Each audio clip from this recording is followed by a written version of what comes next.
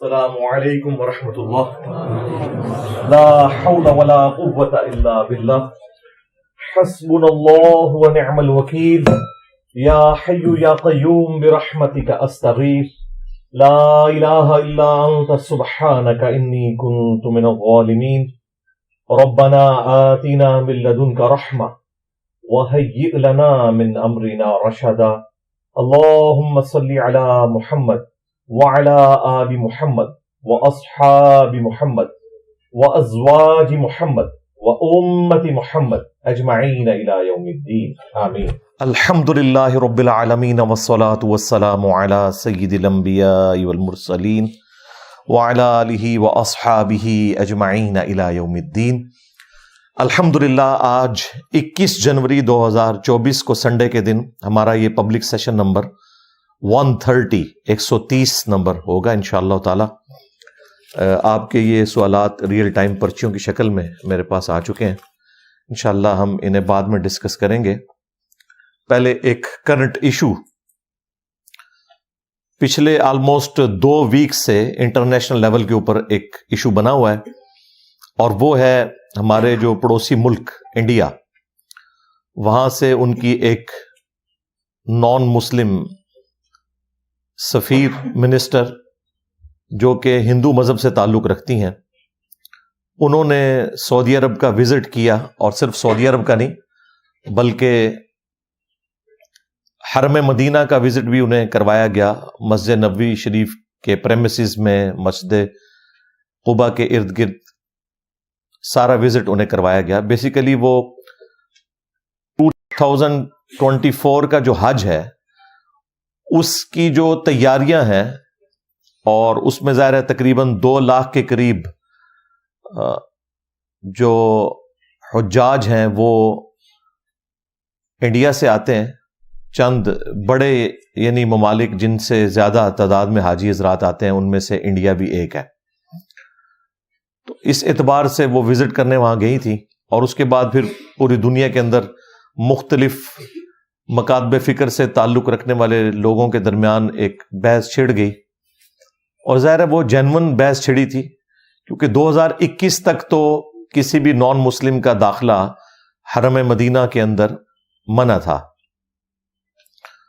وہ پابندی چونکہ اٹھائی اس وقت کے جو سعودی کنگ ہیں محمد بن سلمان ان کی جانب سے، اور اسی میں پھر یہ سارا سلسلہ شروع ہوا. اب اس میں 2 طرف کے لوگ ہیں. ایک طرف وہابی علماء ہیں جو سعودی عرب کے ہر غلط کام کو بھی جسٹیفائی کرتے ہیں، ان کی مجبوری ہے، سعودیہ چونکہ انہیں فائنانس کرتا ہے. اور دوسری طرف حنفی علماء ہیں، بریلوی اور دیوبندی، وہ سعودی عرب کے اچھے کاموں کی بھی تعریف نہیں کرتے، انہیں بھی نیگیٹو بنا کے پیش کرتے ہیں. ایک فرقہ وارانہ جنگ ہے. اہل تشیع کا جہاں تک معاملہ ہے وہ تو اب آلموسٹ اس حوالے سے ٹھنڈا پڑ گیا ہے جب سے محمد بن سلمان نے ایران کے ساتھ دوستی کا ہاتھ بڑھایا ہے. تو اس سے کافی حد تک معاملات ڈائلیوٹ ہو چکے ہیں، ورنہ پہلے ایران والے بھی اس سارے مسئلے میں اور شیعہ مکتب کے لوگ پیش ہوتے تھے.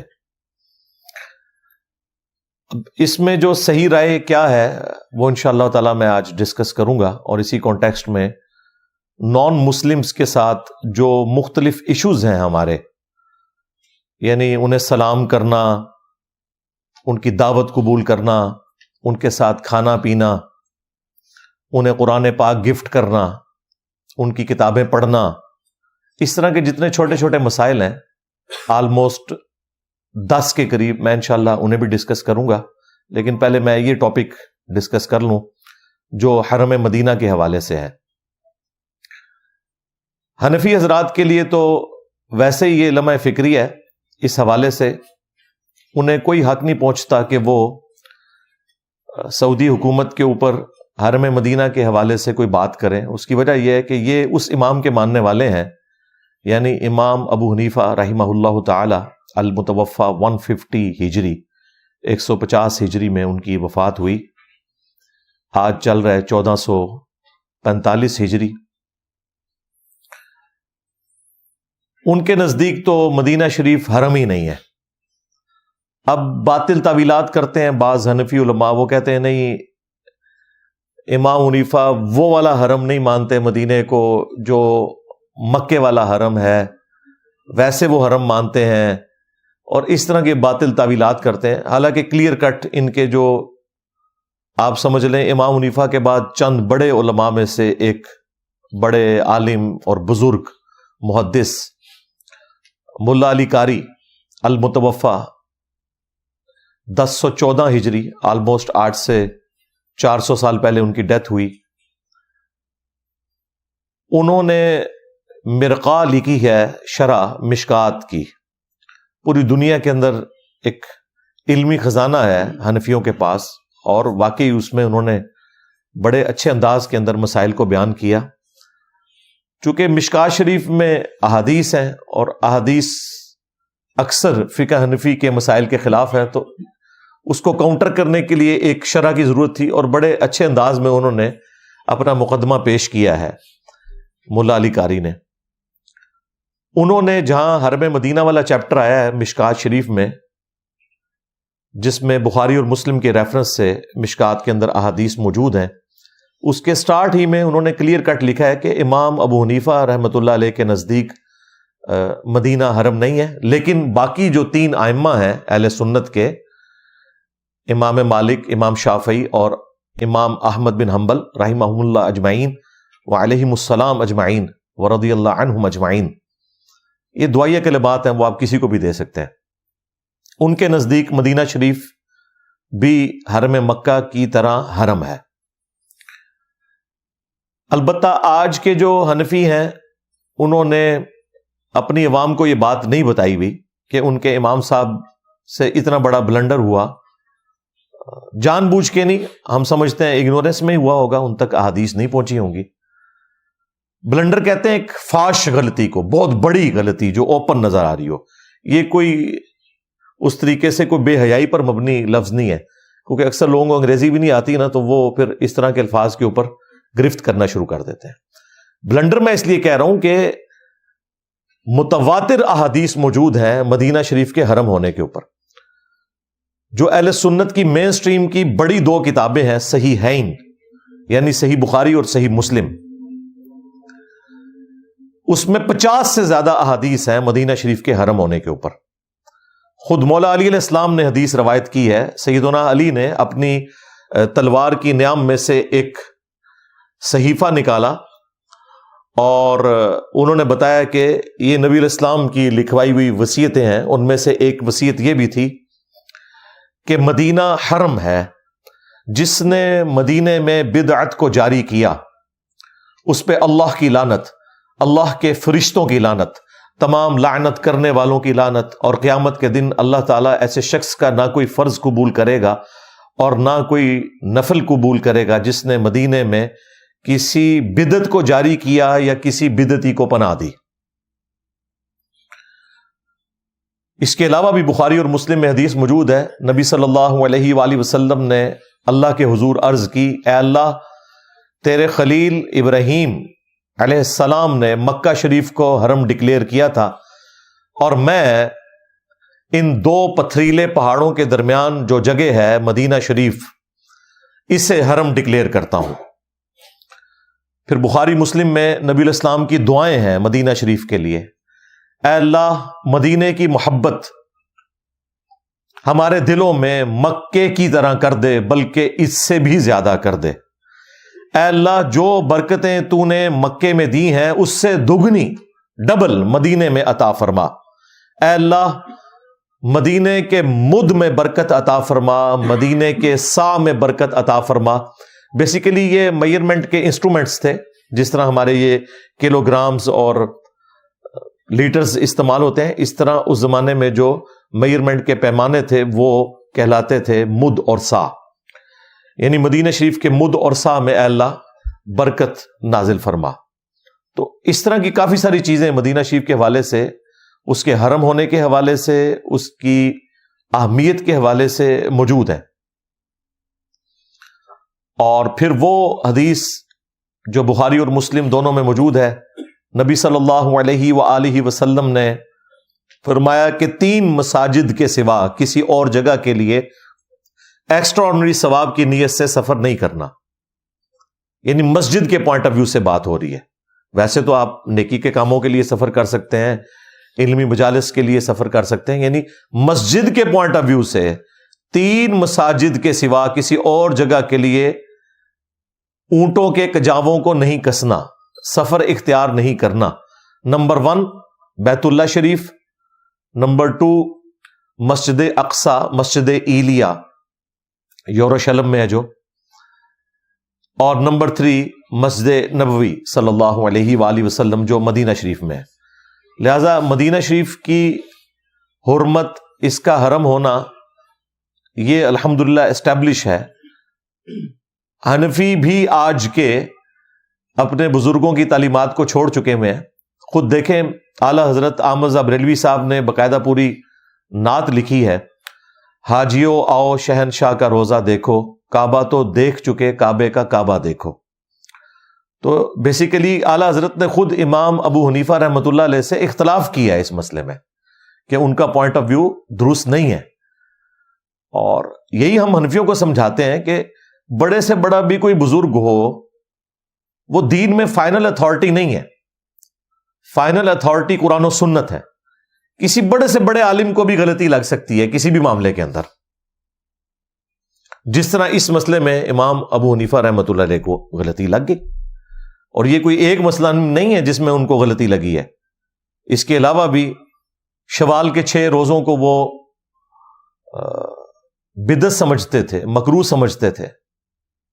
اور صرف امام ابو حنیفہ نہیں, امام مالک نے تو الموطا امام مالک میں باقاعدہ شوال کے 6 روزوں کا انکار کیا ہے. جبکہ ہمارے پاس صحیح مسلم شریف میں, ابو داؤد میں, ترمذی میں, نسائی میں, ابن ماجہ میں, یعنی بخاری کو چھوڑ کے باقی 5 کی 5 مین سٹریم کی کتابوں میں باقاعدہ حدیث موجود ہے کہ اللہ کے محبوب صلی اللہ علیہ وآلہ وسلم نے فرمایا جو کوئی شخص رمضان مبارک کے روزے رکھنے کے بعد شوال کے 6 روزے رکھ لے, اب اس کی مرضی ہے, وہ کنزیکٹو بھی رکھ سکتا ہے, چھوڑ کے بھی رکھ سکتا ہے. یعنی شوال کے مہینے کے اندر 6 روزے پورے کرنے ہیں. اس میں کوئی شرط نہیں ہے کہ ایک فوراً بعد رکھیں اور باقی بعد میں بے شک رکھ لیں, جس طرح مرضی رکھیں. تو وہ شخص گویا کہ ایسا ہے کہ پورے سال کے اس نے روزے رکھے, اور اگر اس کی زندگی کی یہ روٹین ہے تو اسے پوری زندگی کے روزے رکھنے کا ثواب ملے گا. جو شخص رمضان کے روزوں کے بعد شوال کے 6 روزے رکھ لے اس سے اگلے مہینے کے. تو اب یہ غلطی لگ سکتی ہے. اسی طریقے سے عقیقے کو وہ سنت نہیں سمجھتے تھے, زمانہ جاہلیت کی رسم سمجھتے تھے.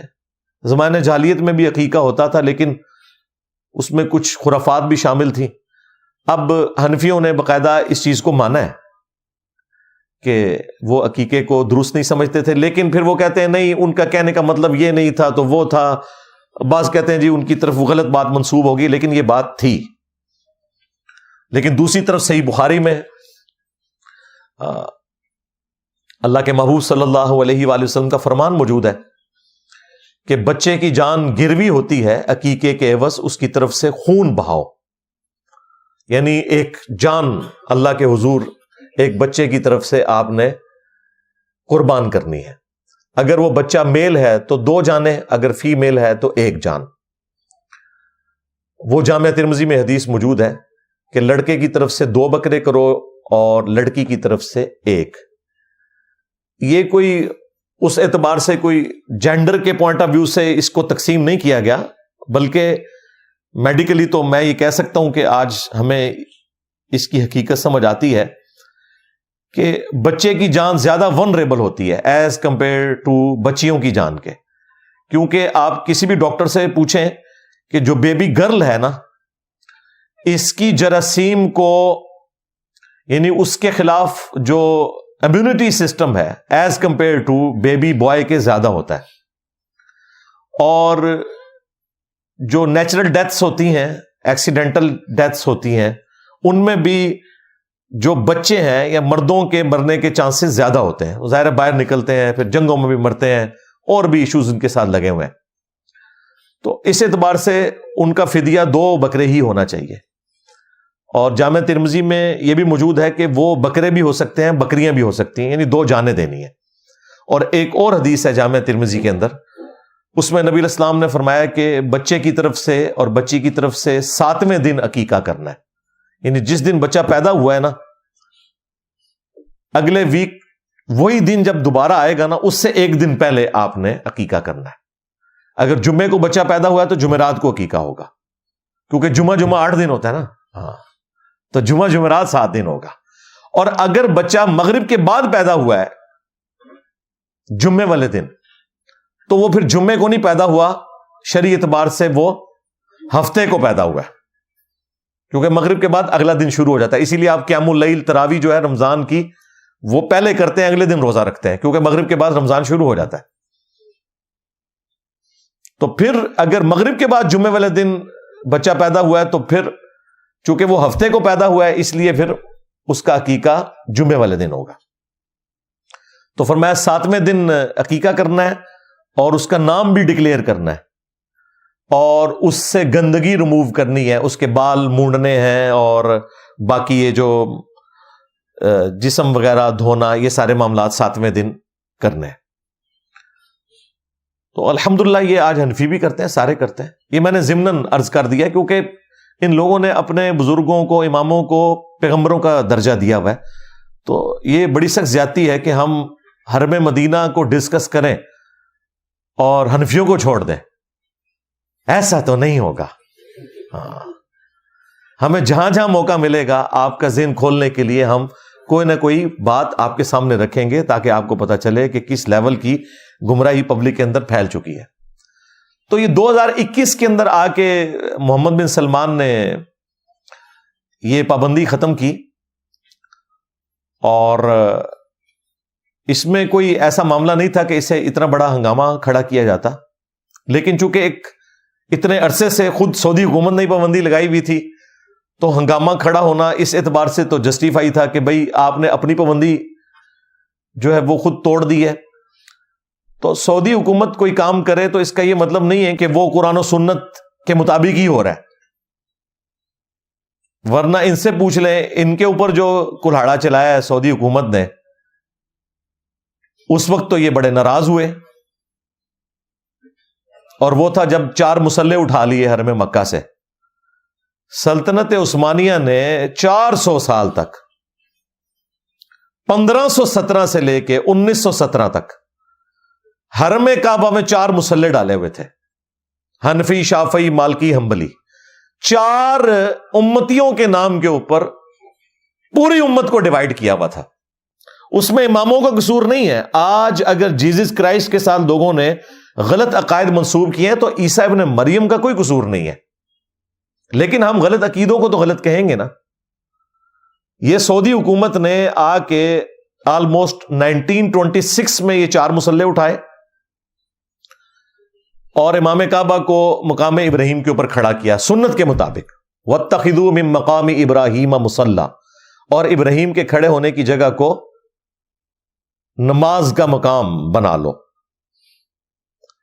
لیکن جو بلڈنگز تھیں وہ توڑنے کی ہمت نہیں ہوئی، بلڈنگز انہوں نے 1955 میں آ کے توڑی ہیں، اس لیے ہمارے پاس کلرڈ اس کی تصویریں موجود ہیں۔ وہ 4 جو انہوں نے فرقہ وارانہ کام کیے تھے، پیرلل میں 4 نمازیں ہوتی تھی، یعنی فجر کی 4 نمازیں ہو رہی ہیں، ظہر کی 4 ہو رہی ہیں، چلیں اس میں تو ٹائم آگے پیچھے کر لیتے تھے، مغرب تو ساروں نے کٹھی پڑھنی ہوتی تھی۔ تو پیچھے نماز پڑھنے والوں کو سمجھ نہیں آتی تھی کہ اب ہمارے امام نے رکوع کیا ہے یا کسی دوسرے امام نے کیا ہے، تماشا لگا کے رکھا ہوا تھا انہوں نے۔ پھر اللہ تعالیٰ نے ان کی یہ بدعت ختم کی، اور اب قیامت تک کے لیے یہ الحمدللہ بدعت ختم ہو گئی، کیونکہ حنفیوں کی بھی اللہ تعالیٰ نے کمر توڑ دی ہے، ان میں بھی 2 فرقے بن گئے ہیں، حنفی بریلوی اور حنفی دیوبندی۔ لہذا اب تو 4 مسلحوں والا معاملہ ہی نہیں رہا، اب حنفیوں کے ہی 2 مسلح ہو گئے۔ خیر اب تو یہ سارا معاملہ انشاءاللہ تعالیٰ اللہ کے حکم سے ایڈریس ہو گیا۔ تو وہ جو سعودی حکومت کا کام تھا بالکل درست تھا۔ اس کے علاوہ انہوں نے وہاں پہ جو سلطنت عثمانیہ نے مزارات بنائے ہوئے تھے، جن کا کوئی لینا دینا ہی نہیں تھا قرآن و سنت کے ساتھ، وہ انہوں نے گرائے، اور انہوں نے یہاں پہ ہنگامہ کھڑا کیا، جی مزارات شہید کر دیے۔ اور شہید تو حلال چیز ہوتی ہے، جو حرام کام ہے اس کو ختم کرنا تو سنت کو اسٹیبلش کرنا ہوتا ہے۔ صحیح مسلم میں حدیث ہے، میں تمہیں منع کرتا ہوں قبروں کو پکا کرنے سے، قبروں پر عمارت بنانے سے اور قبروں پر بیٹھنے سے۔ ڈائریکٹ بیٹھنا بھی منع ہے اور مجاور بن کے بیٹھنا بھی منع ہے۔ صحابہ کرام علیہ رضوان سونے کا گنبد رکھ دیتے نبی علیہ السلام کی قبر اطہر کے اوپر، انہوں نے یہ حرکت نہیں کی، انہیں پتا تھا نبی علیہ السلام نے منع کیا ہے۔ ٹیکنالوجی بھی موجود تھی، نبی علیہ السلام کی پیدائش سے بھی 35 سال پہلے آیا صوفیہ کا یہ گنبد ہے، جو گنبد خضرا سے بھی 10 گنا بڑا گنبد ہے، ٹرکی میں استنبول کے اندر، جو آج کل انہوں نے کھول دیا ہوا ہے، میوزیم پلس مسجد اسے ڈکلیئر کیا ہوا ہے۔ یہ نبی علیہ السلام کی پیدائش سے بھی 35 سال پہلے کا ہے، لیکن نہیں منایا۔ ڈوم آف دا راک یروشلم میں، یہ صحابہ کرام کے زمانے میں عبد الملک بن مروان جو اموی خلیفہ تھا اس نے بنایا تھا، چونکہ وہ ایک چٹان کے اوپر تھا۔ مسجد پہ آپ گنبد بنا سکتے ہیں، چٹان پہ بنا سکتے ہیں، قبر پہ نہیں بنا سکتے، اس لیے دیکھیں اس نے قبر پہ نہیں بنوایا، انہیں پتا تھا کہ نبی علیہ السلام کی نافرمانی ہے۔ یہ 650 سال کے بعد جو ایوبی ڈائنیسٹی تھی، اس کی جو سلطنت تھی مملوک، اس میں ایک بادشاہ تھا ملک المنصور قلاوون، اس نے نبی علیہ السلام کی وفات کے 650 سال کے بعد آلموسٹ 678 ہجری میں، یعنی آج چل رہا ہے 1445 ہجری، تو آلموسٹ 800 سال پہلے یہ گنبد لا کے رکھا۔ اس وقت لوگوں نے بڑی مخالفت کی، لیکن وہ حکومتی لیول کے اوپر ایک بدماشی سے کام ہوا، ایون جس نے مشورہ دیا تھا وہ معزول ہو گیا، اور لوگوں نے کہا اسے سزا ملی ہے جو اس نے اس بدعت کا مشورہ دیا تھا۔ یہ باقاعدہ یعنی تاریخ مدینہ پہ جو سب سے اتھینٹک کتاب مانی جاتی ہے، اس میں ضعیف روایتیں بھی ہیں، اس میں وہ جعلی واقعہ بھی لکھا ہوا ہے نور الدین زنگی والا، لیکن یہ واقعہ اس میں لکھا ہوا ہے کہ یہ کس طریقے سے جو ہے وہ مدینہ شریف میں اس بدعت کو جاری کیا گیا، گنبد رکھنے کی۔ وفاء الوفا اس کتاب کا نام ہے، علامہ سمہودی کی 911 ہجری میں فوت ہوئے، آلموسٹ آج سے 500 سال پہلے انہوں نے یہ پوری تاریخ مدینہ جمع کی ہے۔ خیر یہ الگ سے ایک ٹاپک ہے۔ تو پھر اس کے بعد پھر ظاہر ہے ایک سلسلہ شروع ہو گیا، بقیہ غرقد میں انہوں نے باقاعدہ مزارات بنائے اور اتنے بڑے بڑے گنبد، ان کی بھی تصاویر موجود ہیں۔ پھر سعودی حکومت نے سب کچھ ختم کیا، یعنی سنت کو اسٹیبلش کیا، مزارات شہید نہیں کیے، سنت کو اسٹیبلش کیا۔ تو اس پہ میری تفصیلی ویڈیوز ریکارڈ ہیں، آج میرا چونکہ ٹاپک نہیں ہے اس لیے میں اس کو اسی پہ چھوڑتا ہوں۔ اس کے ساتھ جس کو شوق ہے اس کی تفصیلات کا تو وہ میری باقی تفصیلی ویڈیوز دیکھیں۔ آج ہم اس ٹاپک کی طرف واپس آتے ہیں جو حرم مدینہ والا ٹاپک ہے۔ تو حرم مدینہ کوئی شک نہیں، اس میں حرم ہے اور اس کا جو پروٹوکول ہے وہ حرم والا ہے، لیکن جو ایک حرم مکہ کو جو استثناء حاصل ہے حرم مدینہ کے اوپر، وہ غیر مسلم کے داخلے والا ایشو ہے۔ اس کے حوالے سے یہ چیز کلیئر کر لیں کہ اگرچہ مدینہ شریف بھی حرم ہے، لیکن جو ایک خاص پروٹوکول حرم مکہ کو حاصل ہے، اس اعتبار سے کہ وہاں پہ نان مسلم کوئی انٹر نہیں ہو سکتا، یہ ایک استثناء ہے حرم مدینہ کا۔ وہاں پر اس چیز کی اجازت ہے کہ کوئی نان مسلم انٹر ہو سکتا ہے۔ یہی وجہ ہے کہ مسلمانوں نے نبی صلی اللہ علیہ وآلہ وسلم کی وفات کے بعد بھی اسی لیگیسی کو چلایا کہ انہوں نے اپنا جو کیپٹل سٹی ہے، دار الخلافہ ہے، وہ مدینہ شریف کو رکھا، مکہ شریف کو نہیں رکھا۔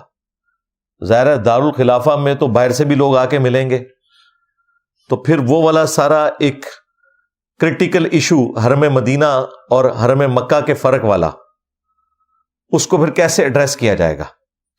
تو مدینہ شریف میں یہ والا جو استثناء تھا، اس کی وجہ سے مسلمانوں نے دار الخلافہ مدینہ شریف میں رکھا۔ خود اللہ کے محبوب صلی اللہ علیہ وآلہ وسلم کا آفس مسجد نبوی شریف تھا، نہ صرف مسلمانوں سے ملتے تھے بلکہ نان مسلمز بھی آپ صلی اللہ علیہ وآلہ وسلم کو آ کر مسجد نبوی شریف کے اندر ملا کرتے تھے، نہ صرف حرم مدینہ میں، مسجد نبوی کے اندر۔ اس میں ایک مشہور واقعہ جو صحیح بخاری اور صحیح مسلم کے اندر ملتا ہے، بنی حنیفہ قبیلے سے ایک شخص تھا، ثمامہ بن اسال. وہ ایک جنگجو تھا اور ایک سمجھ لیں اس زمانے کا ایک بڑا دہشت گرد تھا.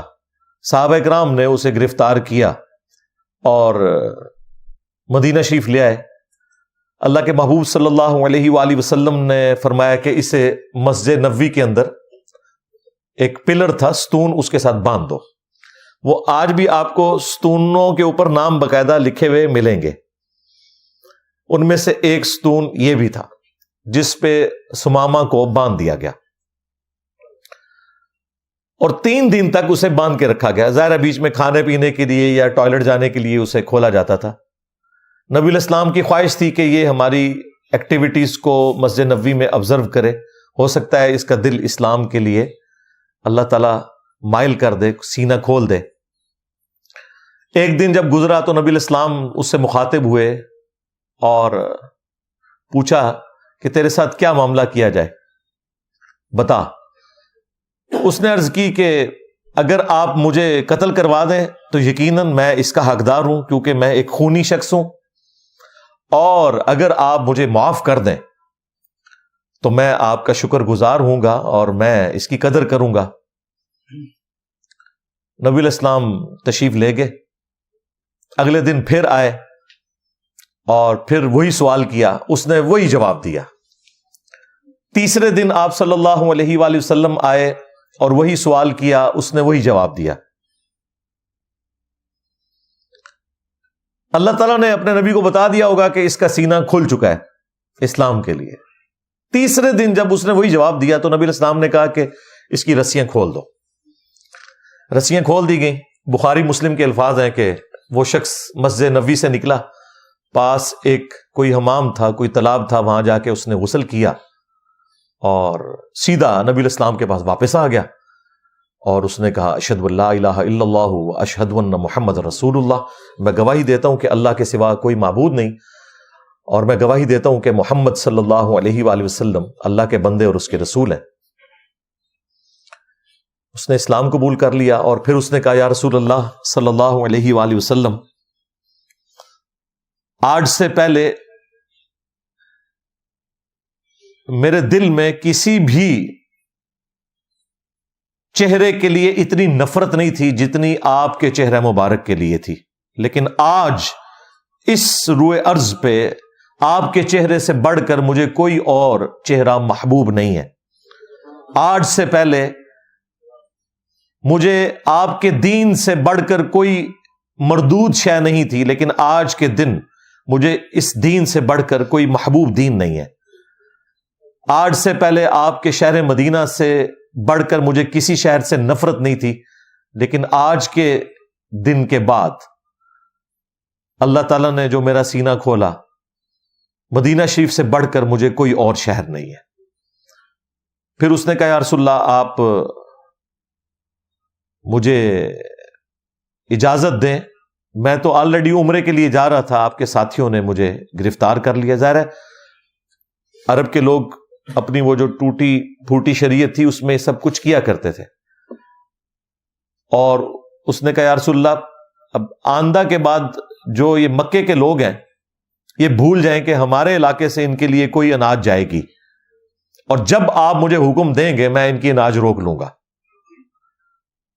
خیر نبی علیہ السلام نے اس کو کوئی رسپانس نہیں کیا اس بات کو. وہ پھر گیا، وہاں پہ بھی مشہور ہو گیا کہ یہ بے دین ہو گیا. اس نے کلیئر کٹ کہا کہ میں نے اسلام قبول کر لیا. ابھی فتح مکہ نہیں ہوئی تھی، یہ اس سے پہلے کی بات ہے. پھر خیر وہ اپنے علاقے میں گیا، اس نے غلہ وغیرہ بھی روک دیا، ان کا تجارت کا جو سلسلہ تھا. پھر مشرکین عرب نے نبی علیہ السلام کو ریکویسٹ کی، پھر آپ علیہ السلام نے اس کی طرف ایک قاصد روانہ کیا کہ یہ کام نہ کرو. یعنی دعوت کے لیے ظاہر ہے یہ چیز ہرڈل ہے، اور نبی علیہ السلام کے اخلاق بھی اعلیٰ درجے کے تھے. تو آپ نے کہا کہ یہ جو تجارتی معاملات ہیں وہ اسی طریقے سے مشرکین عرب کے ساتھ تم جاری رکھو. یہ حدیث واضح ثبوت ہے کہ نبی علیہ السلام نے نہ صرف کافر کو حرم مدینہ میں جانے کی اجازت دی، بلکہ مسجد نبوی کے اندر بھی اسے باندھا گیا. لہذا جو پاکی ناپاکی کے جو مسائل ہیں یہ مسلمانوں سے متعلقہ ہیں، نان مسلم کے اوپر ہماری شریعت اپلائی نہیں ہوتی. اس کے علاوہ صحیح بخاری اور صحیح مسلم میں جو نجران کے کرسچنز پادریوں کے ساتھ جو مباہلہ والا معاملہ ہوا تھا، جو نبی الاسلام کی خدمت میں حاضر ہوئے، وہ بھی حرم مدینہ کے اندر ہی آئے تھے. خیر انہیں اندازہ ہو گیا کہ اگر نبی الاسلام نے ہمارے لیے لعنت کی بد دعا کر دی تو پھر یہ ہماری اولاد تک ٹرانسفر ہوگی. اسلام تو انہوں نے نہیں قبول کیا، لیکن مباہلے کے لیے تیار نہیں ہوئے اور کہا یا رسول اللہ جو آپ کہیں گے نا ہم وہ مانیں گے. یعنی اگر آپ نے کوئی جزیہ وغیرہ لینا ہے یا اس طرح کا معاملہ، ہم آپ کے ساتھ مباہلے کے لیے تیار نہیں ہوں گے. حالانکہ آئے اسی کام کے لیے تھے وہاں سے، یعنی ایک علماء کا وفد آیا تھا مناظرہ کرنے کے لیے.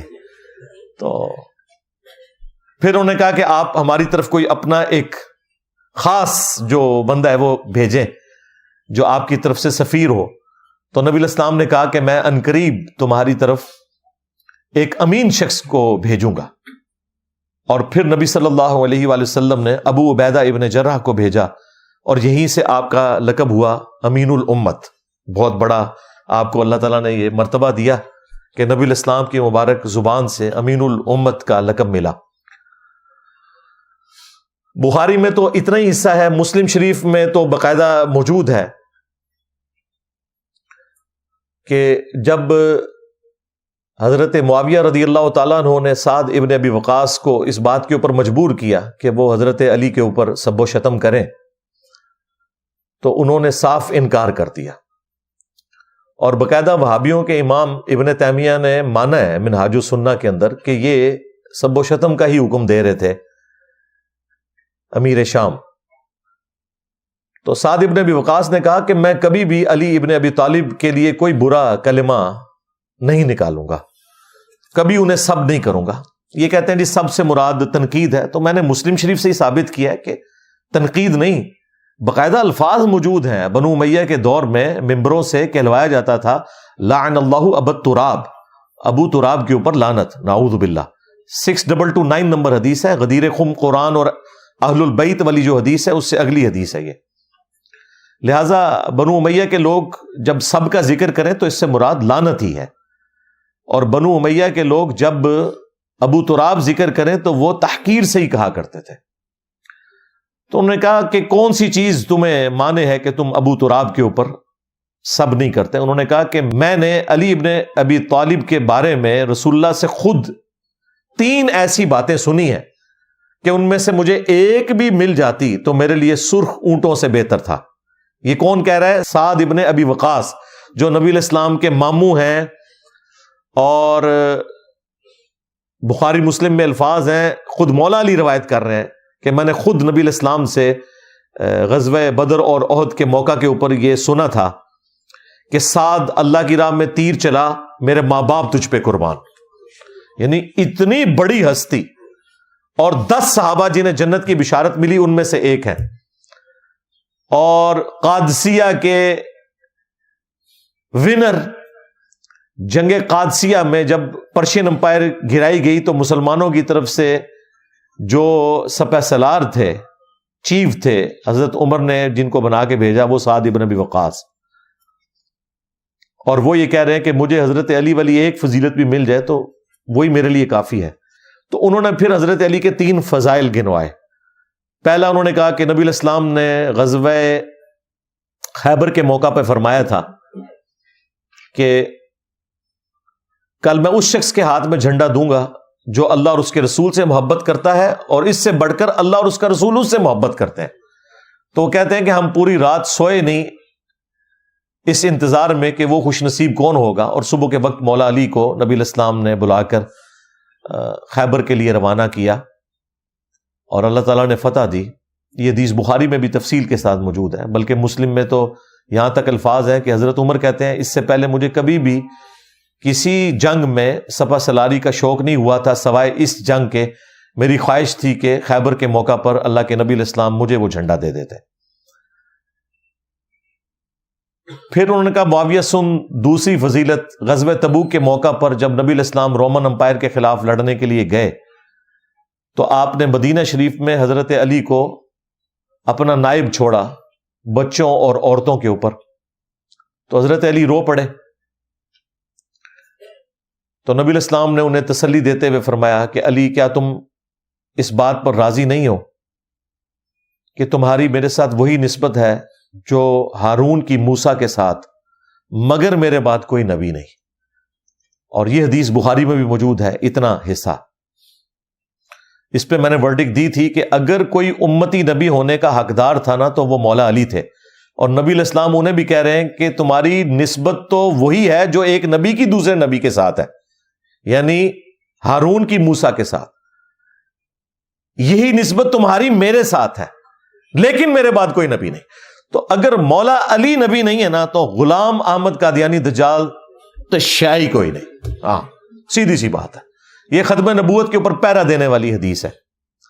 اور معاویہ تیسری فضیلت سن، جب نجران کے کرسچنز کا وفد نبی علیہ السلام کے پاس مدینہ شریف آیا تو اللہ تعالیٰ کی طرف سے یہ اعلان کیا گیا قل تعالوا ندعو ابناءنا وابناءکم ونساءنا ونساءکم. اے نبی ان سے کہو کہ آ جاؤ، تم بھی اپنے بیٹوں کو لے آؤ، ہم بھی اپنے بیٹوں کو لے آتے ہیں، تم بھی اپنی عورتوں کو لے آؤ، ہم بھی اپنی عورتوں کو لے آتے ہیں، تم خود آ جاؤ، ہم بھی خود آ جاتے ہیں. اور پھر اوپن میدان میں اللہ کے حضور گڑ گڑا کر دعا کرتے ہیں کہ جھوٹوں پر اللہ کی لعنت. یعنی مباہلے کی آفر کی گئی. تو مسلم شریف کے الفاظ ہیں، سعد ابن ابی وقاص کہتے ہیں کہ اللہ کے محبوب صلی اللہ علیہ وآلہ وسلم اپنے ساتھ سیدنا علی، حسن، حسین اور فاطمہ علیہ السلام اجمعین کو لے کر آئے اور کہا اللہم ہؤلاء اہل بیتی، اے اللہ یہ میرے اہل البیت ہیں. حالانکہ نبی علیہ السلام کی 9 بیویاں موجود تھیں اس وقت، کسی بیوی کو اپنے ساتھ نہیں لے کے گئے، حضرت علی، حسن، حسین اور سیدہ فاطمہ کو لے کے گئے. باقی جو 3 بیٹیاں تھیں وہ فوت ہو چکی تھیں، اس لیے ان کو ساتھ نہیں لے کے گئے، اور کہا کہ یہ میرے اہل البیت ہے. نبی علیہ السلام کی بیویاں بھی اہل البیت ہیں آنری طور پر، کیونکہ وہ نبی علیہ السلام کے عقد میں ہے. لیکن یہ جو اہل البیت ہیں یہ نبی علیہ السلام کے خون اور دودھ کے رشتے کے اعتبار سے اہل البیت ہیں، یہ اصل اہل البیت ہیں. لوگ کہتے ہیں اصل وہ ہیں، نہیں، اصل نہیں وہ. ہاں یہ ذہن میں رکھیے گا. مسلم شریف میں زید ابن ارکم کی جو غدیر خون کی حدیث ہے قرآن اور اہل البیت والی، اس میں زید ابن ارکم کے الفاظ ہیں کہ بیوی کس طرح اہل البیت ہو سکتی ہے، وہ صرف اس وقت تک اہل البیت ہے جب تک خامند کے عقد میں ہے. جب خامند طلاق دے دے تو وہ اپنے باپ کے گھر واپس چلی جاتی ہے. اگرچہ حضور نے کسی بیوی کو طلاق نہیں دی، لیکن زید ابن ارکم کہہ رہے تھے کہ بیویاں تو بعد میں اہل البیت میں شامل ہوئی ہیں نا، شادی سے پہلے تو کوئی بھی بیوی اہل البیت نہیں تھی. اور ہے اس وجہ سے کہ حضور نے اپنے ساتھ رکھا، اگر آپ چھوڑ دیتے تو اہل البیت نہ ہوتی. لیکن جو نبی علیہ السلام کے خون کے اور دودھ کے رشتے کے لوگ ہیں وہ آپ کے اہل البیت ہیں. پھر پوچھا کون سے، تو فرمایا آل علی، آل عقیل، آل جعفر، آل عباس. تو یہ زید ابن ارکم نے جو اس حدیث کے راوی ہیں انہوں نے یہ بیان کیا صحیح مسلم کے اندر. خیر وہ حدیث پھر 3 فضائل جب سنائے تو مسلم شریف میں تو حدیث یہیں پہ مکمل ہو جاتی ہے. 100% اسی سند کے ساتھ یہ حدیث سنن نسائی الکبریٰ کے اندر موجود ہے، خصائص علی والے چیپٹر میں. اس میں الفاظ ہیں کہ سعد ابن ابی وقاص کا بیٹا کہتا ہے کہ پھر جتنے دن حضرت معاویہ وہاں رہے، حضرت علی کی تنقیص کا ایک جملہ بھی اپنی زبان سے نہیں نکالا، کیونکہ میرے باپ نے جس طریقے سے انہیں ڈانٹا تھا. تو اس سے یہ پتہ چل گیا کہ یہ معاملہ کیا تھا.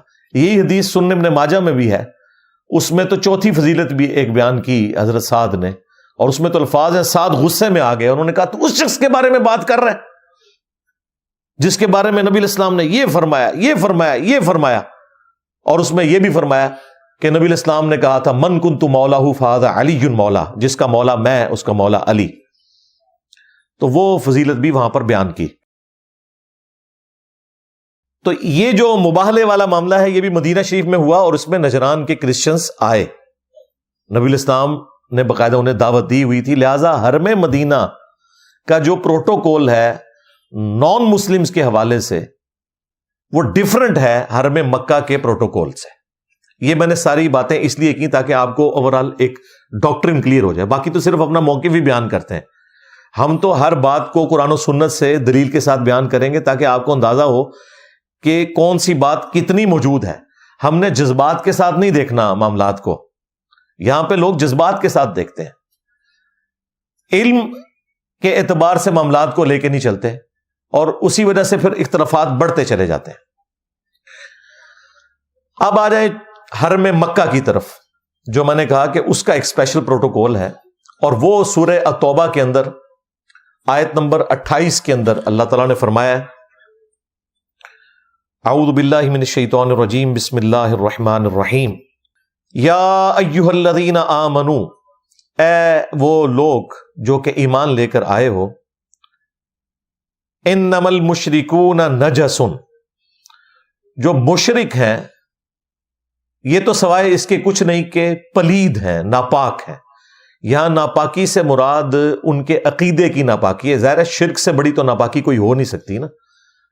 ایون اپنی کتابیں جو ہیں ہندوؤں کی، اس میں بھی لکھا ہوا ہے کہ اللہ تعالیٰ کے ساتھ شرک نہیں کیا جا سکتا، یہ سب سے بڑا گناہ ہے، اس کے اوپر سب کا اتفاق ہے۔ ڈاکٹر ذاکر نائک نے باقاعدہ ایک ویڈیو ریکارڈ کروائی ہے، سملیرٹیز بٹوین ہندوازم اینڈ اسلام، اس میں انہوں نے ہندوؤں کی کتابوں سے باقاعدہ یہ ساری کی ساری جو ان کی ورسز ہیں وہ کوٹ کی ہیں۔ فَلَا يَقْرَبُ الْمَسْجِدَ الْحَرَامَ، تو وہ ہرگز جو مسجد حرام ہے اس کے قریب بھی نہ جائیں، بَعْدَ عَامِهِمْ هَذَا، اس سال کے بعد، یہ آخری سال تھا جو حرم مکہ میں آ گئے مشرکین عرب حج کرنے کے لیے، یہ حج کے موقع کے اوپر آیات نازل ہوئی تھی جس میں واضح حکم آیا کہ اس سال کے بعد اب وہ نہیں آ سکتے حرم مکہ کے اندر۔ وَإِنْ خِفْتُمْ، اور اگر تمہیں اس حوالے سے کوئی خوف ہے نا کہ کوئی تمہارا کوئی معیشت کا نقصان ہو جائے گا، کوئی تجارت کا نقصان ہو جائے گا، اس کی ٹینشن تم نے نہیں لینی۔ فَسَوْفَ يُغْنِيكُمُ اللَّهُ مِنْ فَضْلِهِ، ان قریب اللہ تعالیٰ اپنے فضل سے تمہیں غنی کر دے گا۔ ان شاء، جو اللہ تعالیٰ چاہے گا۔ ان اللہ علیم حکیم، بے شک اللہ تعالیٰ علم والا ہے، حکمت والا ہے۔ ظاہر ہے اللہ کو تو پتا تھا کہ ان قریب رومن اور پرشین امپائر مسلمانوں کے قدموں میں ڈھیر ہونے والی ہے اور مسلمانوں کو ان کے خزانے مل جائیں گے، اس لیے کہا گیا کہ اکانومی کو نہیں دیکھنا، تجارت کو نہیں دیکھنا۔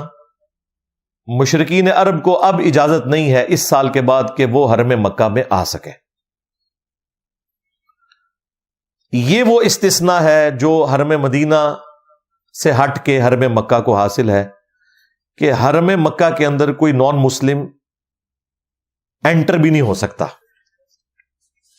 یہ آیات نازل ہوئیں فتح مکہ سے 1 سال کے بعد، 8 ہجری میں فتح مکہ ہوا، اور 9 ہجری میں نبی الاسلام خود حج کے لیے تشریف نہیں لے گئے، بلکہ آپ نے سیدنا ابو بکر صدیق رضی اللہ تعالیٰ عنہ علیہ السلام کو اپنی طرف سے امیر حج بنا کر بھیجا کہ آپ جا کے وہاں حج کروائیں۔ اور یہ 9 ہجری کا حج ایسا تھا جو مسلمانوں نے اور مشرکین عرب نے اکٹھا کیا تھا، کیونکہ ان میں بھی حج جاری تھا، یہ اکٹھا حج ہو رہا تھا، اور پیچھے سے آیات نازل ہوئی مدینہ شریف میں۔ تو نبی صلی اللہ علیہ وآلہ وسلم نے سیدنا علی کو اور بعض اور صحابہ تھے، ان میں حضرت ابو ہریرہ بھی شامل تھے، باقی اصحاب کو حضرت علی کی سرکردگی میں مکہ شریف بھیجا اور کہا کہ آپ نے میری طرف سے منا کے میدان میں جہاں قربانی ہوتی ہے وہاں پر جا کے اناؤنسمنٹ کرنی ہے، یہ قرآن پاک کی سورہ التوبہ کی آیات پڑھنی ہے۔ تو حضرت علی رضی اللہ تعالیٰ عنہ وہاں پہنچے، جا کے حضرت ابو بکر سے کہا کہ مجھے نبی علیہ السلام نے اس پیغام کے ساتھ بھیجا ہے۔ انہوں نے پہلا سوال یہی کیا کہ آپ کو امیر بنا کے بھیجا ہے یا اس اناؤنسمنٹ کے لیے بھیجا ہے؟ انہوں نے کہا امیر آپ ہی ہیں، کیونکہ یہ ایک جو سیاسی نظام ہے اس میں پہلی چیز ہی یہی ہے کہ بھائی اگر لیڈرشپ اب ٹرانسفر ہونے لگی ہے تو پہلے مجھے وہ بتایا جائے کہ آپ کی ذمہ داری ہے، ٹھیک ہے آپ اس کو سنبھالیں۔ انہوں نے کہا نہیں، امیر حج آپ ہی ہیں، البتہ اناؤنسمنٹ میں خود کروں گا۔ وہ آپ نے نہیں کرنی، کیونکہ عرب کے لوگوں میں یہ رواج تھا کہ جو قبیلے کا سردار تھا یا وہ خود اناؤنسمنٹ کرتا تھا یا اس کا کوئی قریبی رشتہ دار کرتا تھا تو وہ اناؤنسمنٹ اس شخص کی طرف سے شمار ہوتی تھی۔ تو حضرت علی سے زیادہ تو قریبی نبی الاسلام کا کوئی نہیں تھا، اس لیے نبی الاسلام نے کہا کہ یہ آیات تم نے خود میری طرف سے تلاوت کرنی ہے وہاں جا کے، تاکہ لوگوں کو انشور ہو جائے کہ حضرت علی آئے ہیں، نبی الاسلام کے داماد بھی ہیں اور آپ کے چچا زاد بھی ہیں، دنیا اور آخرت میں آپ کے بھائی بھی ہیں۔ تو حضرت علی نے پھر وہ آیات تلاوت کی کہ یہ والی آیت سورہ التوبہ کی آیت نمبر 28 کہ اے اہل ایمان، جو مشرک ہیں، غیر اللہ کی پرستش کرنے والے لوگ، اللہ کے ساتھ شرک کرنے والے لوگ، یہ اپنے عقیدے کی پلیدی کا شکار ہیں، ناپاک ہیں، یہ اس قابل نہیں ہے کہ حرم کی سرزمین میں آئیں۔ اور پھر ساتھ انہوں نے نبی الاسلام کی طرف سے پیغام ایڈ کیا کہ نہ تو اب سے کوئی کافر حج اور عمرے کے لیے یہاں آئے گا اور نہ ہی کوئی کپڑے اتار کر طواف کعبہ کرے گا، کیونکہ مشرکین عرب کپڑے اتار کر طواف کعبہ کرتے تھے، اس رسم کو بھی ختم کیا گیا۔ یہ دو اناؤنسمنٹ کی گئی، یہ حدیث بخاری میں بھی ہے، مسلم میں بھی ہے۔ لہذا اس سے یہ کلیئر ہو گیا کہ حرم مکہ کے اندر کوئی کافر انٹر نہیں ہو سکتا، حج اور عمرے کے لیے بھی انٹر نہیں ہو سکتا۔ یہ ایک اسپیشل آپ سمجھ لیں مسلمانوں کا کنٹونمنٹ ایریا ہے۔ یعنی اگر میں کہوں کہ مجھے پینٹاگون کا وزٹ کروایا جائے، مجھے تو خیر ویسے ہی نہیں کروائیں گے، میں تو ایک ایسے ادارے سے تعلق رکھتا ہوں کہ میرا تو جانا وہاں پہ مشکل ہے، تو ظاہر ہے امریکہ والے کبھی بھی الاؤ نہیں کریں گے، وہ کہیں گے کہ اس طریقے سے تو ہم ہر بندے کو تو وہاں وزٹ نہیں کروا سکتے، اور اگر کسی کو وزٹ کروانا ہوگا کوئی اسپیشل اس کے لیے کوئی اجازت نامہ ہوگا، جس طرح حرم مکہ کے لیے اجازت نامہ ہے لا الہ الا اللہ محمد رسول اللہ صلی اللہ علیہ وآلہ وسلم، یہ اجازت نامہ ہے کہ نان مسلم وہاں انٹر نہیں ہو سکتا۔ اس کو کوئی اس اعتبار سے نہ کہے کہ کوئی اسلام نے اس اعتبار سے کوئی سختی کر دی ہے کہ وہ ایک وزٹ کرنے والی جگہ تھی تو باقی لوگوں کو آنے کی اجازت کیوں نہیں دی۔ اللہ تعالیٰ نے حرم مکہ کو اپنے لیے خاص کر لیا، ویسے تو پوری سرزمین حرم کو ہی کیا ہے، وہاں پہ کوئی مندر تعمیر نہیں ہو سکتا، یہ کلیئر کٹ ہے، حرم کی سرزمین کو اللہ تعالیٰ نے خاص کر لیا ہے مسلمانوں کے لیے، اسلام کے لیے، لیکن جو اس میں پھر زیادہ سختی ہے وہ حرم مکہ کے اعتبار سے ہے کہ وہاں تو کوئی نان مسلم انٹر بھی نہیں ہوگا۔ یہ واضح آیت مبارکہ موجود ہے اور اس کانٹیکسٹ میں بخاری اور مسلم کی حدیث بھی۔ اب اسی سورہ التوبہ کے اندر یہ بھی آیا سٹارٹ میں، جو اکثر نان مسلمز کی طرف سے ایک اعتراض بھی کیا جاتا ہے۔ سورہ توبہ میں وہ یہ آیت کوٹ کرتے ہیں کہ 4 مہینے کا ٹائم ہے، جب یہ 4 مہینوں کی مہلت مکمل ہو جائے گی تو پھر جہاں بھی دیکھو مشرکین کو قتل کرو اور دھاگ لگا کر بیٹھو، کسی کو نہیں چھوڑنا۔ اب یہ آؤٹ آف کانٹیکسٹ وہ آیت نکالتے ہیں، وہ کہتے ہیں جی قرآن میں لکھا ہوا ہے کہ کوئی بھی کافر نظر آئے نا آپ نے اس کو قتل کر دینا ہے، حالانکہ یہ سورہ توبہ کی جو آیات ہیں یہ اسپیسیفکلی مشرکین عرب کے لیے، یہ اللہ کی طرف سے ایک عذاب کا کوڑا تھا ان کے لیے، عذاب استیصال، جو اللہ کی سنت ہے، یہ ہمیشہ سے اللہ کی سنت ہے کہ جب کبھی بھی پیغمبروں کا انکار ہوتا ہے تو at the end of the day Allah تعالیٰ اہل ایمان کو بچا لیتا ہے اور پیغمبر کے مخالفین کو تباہ و برباد کر دیتا ہے۔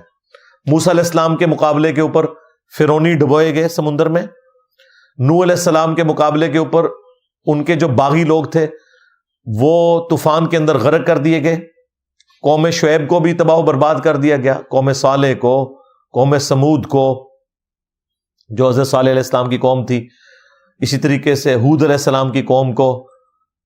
تو یہ اللہ تعالیٰ کی طرف سے عذاب استیصال آتا تھا at the end of the day, جب پیغمبر حجت تمام کر دیتے تھے۔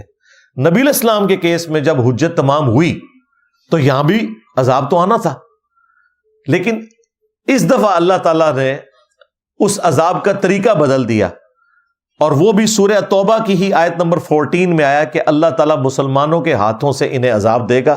یعنی مسلمانوں کی، صحابہ اکرام کی تلواریں اللہ تعالیٰ نے مسلط کر دیں ان کے اوپر، جن کی طرف بعثت خاصہ اس اعتبار سے نبی الاسلام کی تھی، اور بعثت عامہ والوں کے لیے بھی جن تک نبی الاسلام نے اپنی مبارک زندگی میں حجت تمام کی، جدھر جدھر آپ نے خطوط لکھے.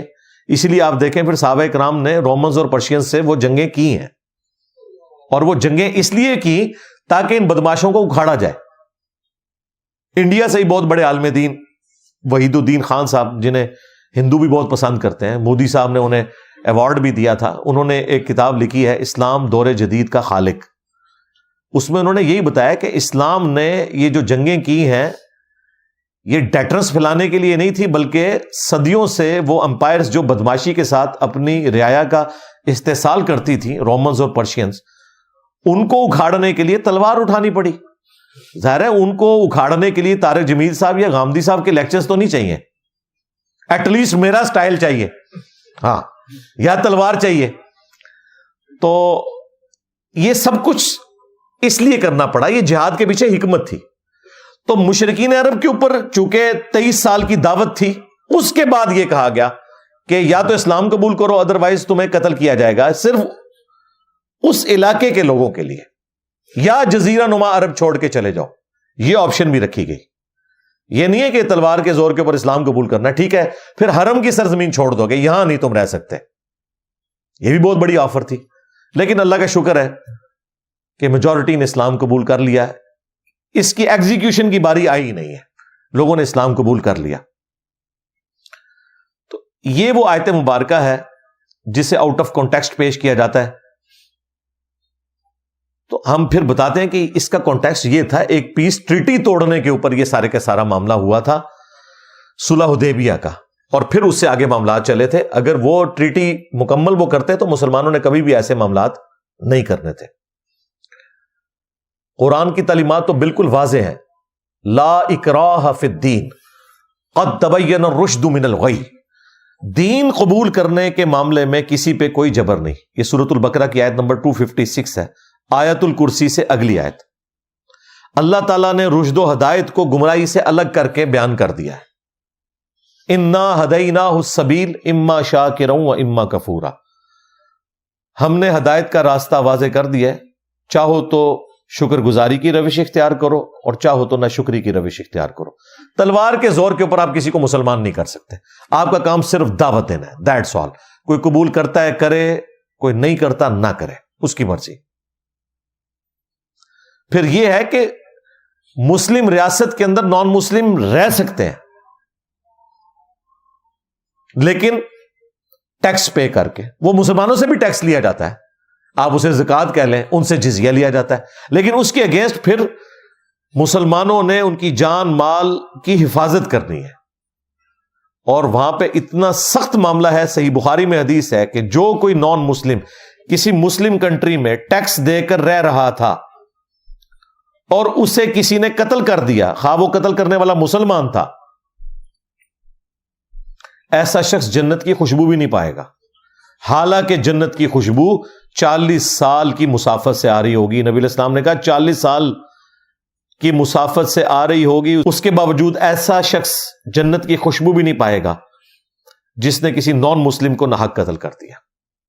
اور پھر کلائمیکس تو اس کا وہ ہے سورۃ المائدہ کی آیت نمبر 32 کہ جس نے ایک جان کو بھی قتل کیا، خواہ وہ مسلم تھا، نان مسلم تھا، کسی بھی مذہب سے تعلق رکھنے والا تھا، جان تھی، ایک جان کو بھی ناحق قتل کیا، گویا اس نے پوری انسانیت کا قتل کر دیا. سوائے 2 استثناء کے، یا تو قتل کے بدلے قتل ہو رہا ہوگا یا پھر فساد فی الارض کرنے والے لوگوں کو قتل کیا جائے گا. ان 2 استثناء کو چھوڑ کے جس نے ایک انسان کو بھی ناحق قتل کیا، پوری انسانیت کا اس نے قتل کر دیا. اور جس نے ایک جان کی زندگی بچائی، اس نے پوری انسانیت کو بچا لیا. تو اسلام کی تعلیمات اس حوالے سے بڑی اسٹریٹ فارورڈ ہے، کسی کو کوئی شک نہیں ہونا چاہیے. اسلام کوئی تلوار کے زور پر نہیں پھیلا. ہاں، اس کا یہ پہلو درست ہے کہ اسلام نے بدماشوں کو اکھاڑنے کے لیے تلوار کا استعمال کیا، یہ بالکل درست ہے. لیکن جہاں کئی مسلمان حکمرانوں نے اپنی ریاست کی ایکسپینشن کے لیے ناحق نان مسلمز کے اوپر تلوار اٹھائی یا ایون مسلمانوں کے اوپر تلوار اٹھائی، ہم ان چیزوں کو درست نہیں سمجھتے. کس طرح ہم انہیں جسٹیفائی کر سکتے ہیں؟ ہم خلفائے راشدین تک تو جسٹیفائی کرتے ہیں، اس کے بعد جو بھی اس طرح کی ایکسپینشن ہوئی تو وہ ایک سپر پاور کی ایکسپینشن تھی، پھیلتی چلی گئی، ہم اسے جسٹیفائی نہیں کرتے. میں خود مغلیہ خاندان سے تعلق رکھتا ہوں، لیکن اگر آپ مجھ سے پوچھیں تو جو کچھ مغلوں نے یہاں کیا ہے مسلمانوں کے ساتھ اور جو نان مسلمز کے ساتھ، ہم اسے کیسے جسٹیفائی کر سکتے ہیں؟ بالکل جسٹیفائی نہیں کریں گے. سب سے جو رول ماڈل کے طور کے اوپر یہ حکمران پیش کرتے ہیں نا، اورنگزیب عالمگیر ہے، کیونکہ اس نے علماء کو گود لیا ہوا تھا، علماء کا کھانا پینا بڑا اچھا لنگر کا بندوبست اس نے کیا تھا، پھر فتح عالمگیری بھی اس نے فقہ حنفی کا لکھوا دیا تو لوگ بڑے خوش تھے. اس کی حالت یہ تھی کہ یہ لوگ ہمیں بتاتے ہیں، اب ہمارا تو وہ دادا لگتا ہے، لیکن قرآن و سنت پہلے ہے، دادا تو بعد میں ہے، دادا تو شاہی کوئی نہیں قرآن و سنت کے مقابلے پہ. تو کہتے نہیں وہ ٹوپیاں بنا کے گزارا کرتا تھا، کبھی نماز نہیں چھوڑی. تو میں نے اس میں ایڈ کیا تھا، نہ نماز چھڈی، نہ پرا چھڈیا، نہ پیو چھڈیا، سارے بھائی اس نے قتل کروائے. باپ کو بھی 9 سال قید میں رکھا، شاہ جہان کو. اور یہ اسی بیوی کا بیٹا تھا جس کے لیے تاج محل بنوایا تھا شاہ جہان نے. انہیں کہ ابا جی اے میری اما سے کیتا سی تو وہ سامنے تہاڈا قید خانہ بناواں گا. بالکل 9 سال ہے، بیبے دی زیارت کر دے رہو میری.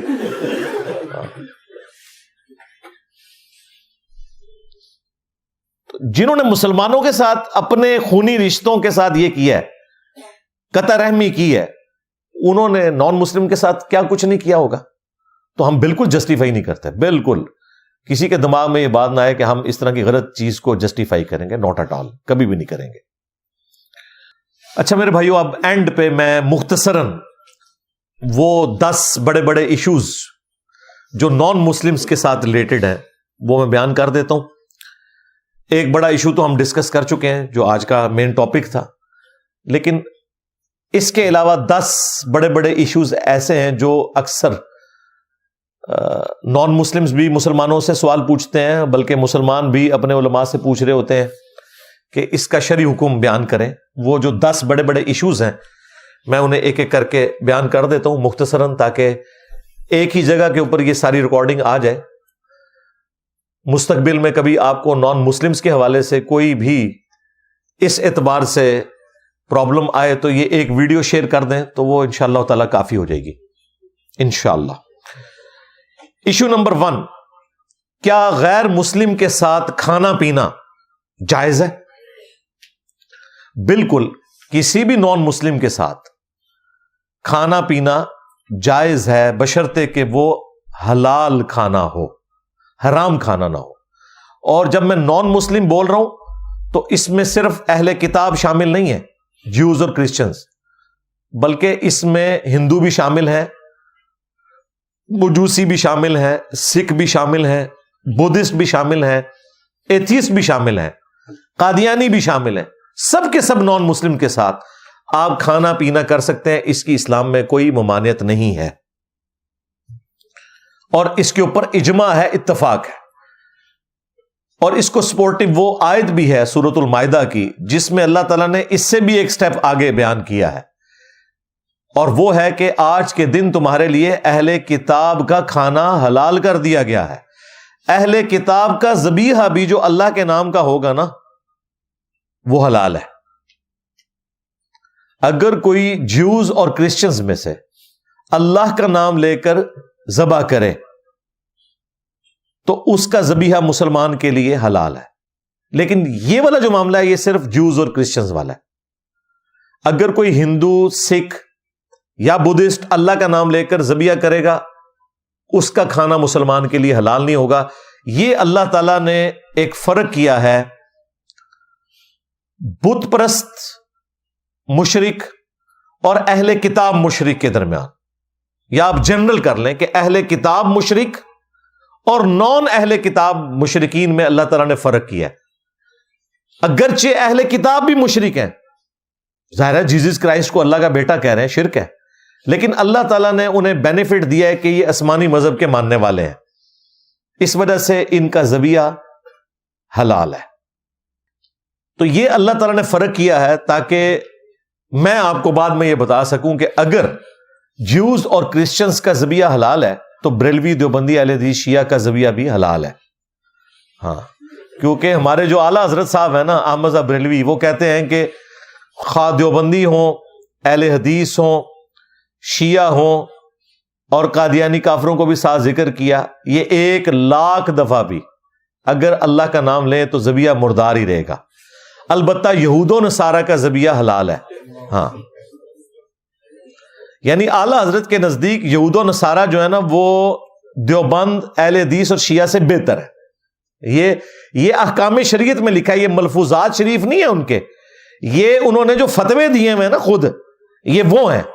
اور چھاپے کس نے؟ باپا جانی نے، الیاس قادری نے، جن کو ہماری ایجنسیاں ہر سال سب سے پرامن جماعت کہتے ہیں.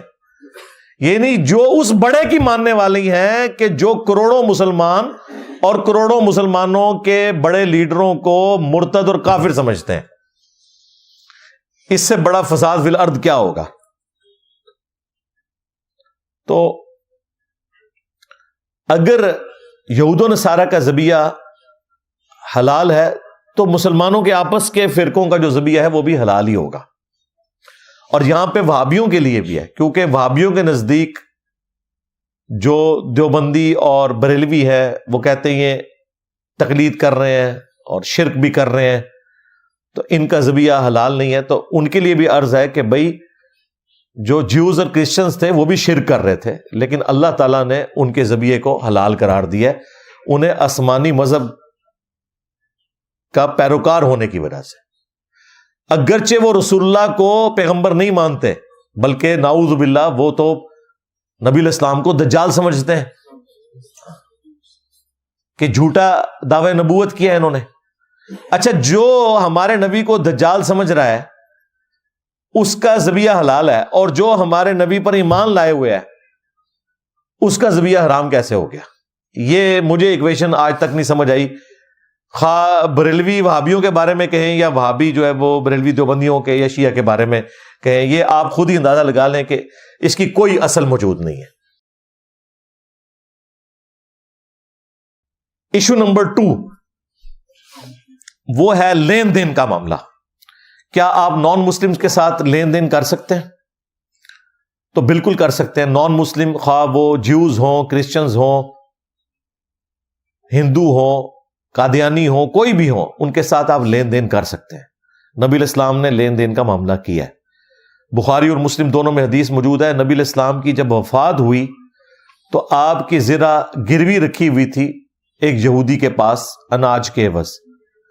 یعنی نبی الاسلام نے اپنی مبارک زرہ گروی رکھ کے اس سے اناج لی ہوئی تھی، اور وہ آپ علیہ السلام کی وفات کے بعد وہ قرض اتارا گیا. تو نبی الاسلام یہودیوں کے ساتھ لین دین کا معاملہ بھی کیا کرتے تھے، حتیٰ کہ بخاری میں موجود ہے نبی الاسلام نے تو ایک یہودیہ کی دعوت بھی قبول کر لی تھی کھانے کی، جس میں اس نے آپ کو بکری کے گوشت میں زہر ملا کے دے دیا تھا. اور ابو داؤد میں بڑی تفصیل کے ساتھ آتا ہے کہ کچھ اصحاب شہید ہو گئے تھے اس زہر کے وجہ سے. نبی الاسلام نے جب اپنی زبان پہ رکھا تو اس بوٹی میں سے آواز آئی، لیکن اس وقت تک زبان پہ آپ رکھ چکے تھے، آپ کو بھی اس کی تکلیف پہنچی اور مسلسل 4 سال آپ اس تکلیف میں رہے. اور بخاری میں آتا ہے کہ آپ کی ڈیتھ بھی پھر اسی میں ہوئی. اللہ تعالیٰ نے آپ کو آنری طور پہ ایک شہادت کی موت دے دی. تو یہ تکلیف آپ نے کاٹی، لیکن آپ نے دعوت قبول کی تھی. نبی الاسلام کو جو نان مسلم بادشاہ گفٹ بھیجا کرتے تھے وہ بھی آپ قبول کیا کرتے تھے. لہذا دعوت قبول کرنا، کھانا پینا کرنا، لین دین کرنا، یہ بالکل جائز ہے. میں بالکل اس حق میں نہیں ہوں کہ کسی نے اپنی دکان کے اوپر لکھ کے لگایا ہو کہ فلاں کے ساتھ لین دین منع ہے. کسی زمانے میں ہمارے جو جماعت اسلامی کے لوگ تھے، ان کے زیر اثر جو ان کی اسٹوڈنٹ ونگ تھی اسلامی جمعیت طلباء، انہوں نے کچھ سٹیکرز بنوائے، اور کچھ اور بھی بریلویوں کی تنظیم تھی انجمن طلباء اسلام ATI کے نام سے، اس طریقے سے دیوبندیوں کی تنظیمیں بھی تھیں، انہوں نے باقاعدہ سٹیکرز بنائے ہوئے تھے کہ جب تو کسی قادیانی سے لین دین کرتا ہے یا کسی قادیانی کو ملتا ہے تو گنبد خضرا میں رسول اللہ کا دل دکھتا ہے. یہ باقاعدہ سٹیکرز دکانوں پہ لکھے ہوتے تھے. پھر یہاں پہ قادیانیوں کے سوا ہر ایک کے ساتھ لین دین کرنا درست ہے, اور وہ اس طرح کے معاملات کیا کرتے تھے. وہ تو پھر ہم نے بعد میں بتایا کہ اس سٹیکر میں نیچے لکھو کہ جب تو چشتی رسول اللہ پارٹی اور تھانوی رسول اللہ پارٹی سے ملتا ہے تب بھی رسول اللہ کا دل دکھتا ہے. ہاں, اور اب تو متفق علیہ ہو چکا ہے چشتی رسول اللہ, کیونکہ میں نے پوری ویڈیو ریکارڈ کرائی ہے کہ اشعری تھانوی نے بھی چشتی رسول اللہ کا دفاع کیا ہوا ہے اپنی کتاب کے اندر. لہٰذا یہ بریلوی اور دیوبندیوں کا مشترکہ عقیدہ ہو گیا اب چشتی رسول اللہ. تو یہ سٹیکر میں یہ بھی ایڈ کریں. ہمارے نزدیک تو ایسا کوئی معاملہ نہیں ہے, لین دین آپ کر سکتے ہیں. کوئی بریلوی اگر دودھ بیچ رہا ہے, دیوبندی بھی جا کے دودھ خرید سکتا ہے وہاں سے, کوئی مسئلہ نہیں ہے. ہمارے جو اپنی اکیڈمی کے سموسے آتے ہیں وہ ایک کٹر ٹھیٹھ حنفی دیوبندی کی دکان سے آتے ہیں. لیکن ظاہر ہے سموسوں کا تو کوئی فرقہ نہیں ہوتا, کاروبار کا کوئی فرقہ نہیں ہوتا, اس لیے یہ سارے معاملات چلتے ہیں. تو لین دین آپ کر سکتے ہیں. اور ظاہر میں یہی مثالیں دوں گا نا, جب یہ فرقے ایک دوسرے کو کافر سمجھتے ہیں. وہ ایک مفتی نے کہا انجینئر صاحب آپ مسلمانوں کو چھوڑیں کافروں کے پیچھے پڑھیں. میں نے کہا کافروں کے پیچھے ہی پڑھا ہوں, اعلیٰ حضرت ہمیں پہلے ہی بتا گئے ہیں کہ دیوبندی جو ہیں کافر ہیں, واجب القتل ہیں, مرتد ہیں حسام الارمین میں, اور احکام شریعت میں تو انہوں نے لکھا کہ دیوبندی ہوں اور وہابی ہوں شیعہ ہوں سب کو وہ کافر کہہ گئے ہیں.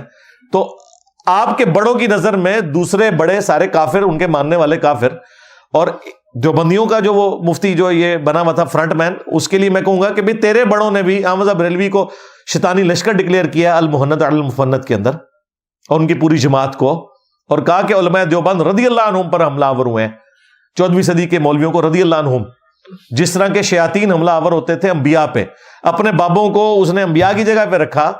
ٹھیک ہے, یہ سمجھانے کے لیے ریزیمبلنس ہو سکتی ہے, ہم اسے کوئی گستاخی نہیں سمجھتے, لیکن اس میں مسئلہ یہ ہے کہ انبیاء کے خلاف جو شیاطین کھڑے ہوتے تھے نا وہ کافر ہوتے تھے. تو اس کا مطلب یہ ہے کہ تم پھر بریلویوں کو کافر ہی سمجھتے ہو. اور اہل حدیث کو لکھا خوارج کی ایک جماعت ہے المہند میں, آج چندے اور ریال انہی سے جا کے لیتے ہیں.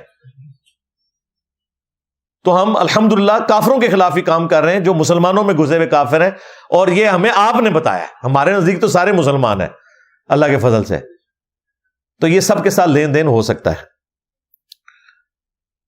ایشو نمبر 3 وہ ہے نکاح کا معاملہ, شادی کرنے کا معاملہ. تو وہ بھی سورۃ المائدہ میں اللہ تعالیٰ نے ایکسیپشن دے دی ایک, کہ جو اہل کتاب کی عورتیں ہیں نا وہ مسلمان مردوں کے لیے حلال ہیں. مسلمانوں کی کوئی عورت اہل کتاب مرد کے ساتھ شادی نہیں کر سکتی, لیکن اہل کتاب کوئی عورت یعنی جیوز اور کرسچنز میں سے وہ کسی مسلمان مرد کے ساتھ شادی کر سکتی ہے.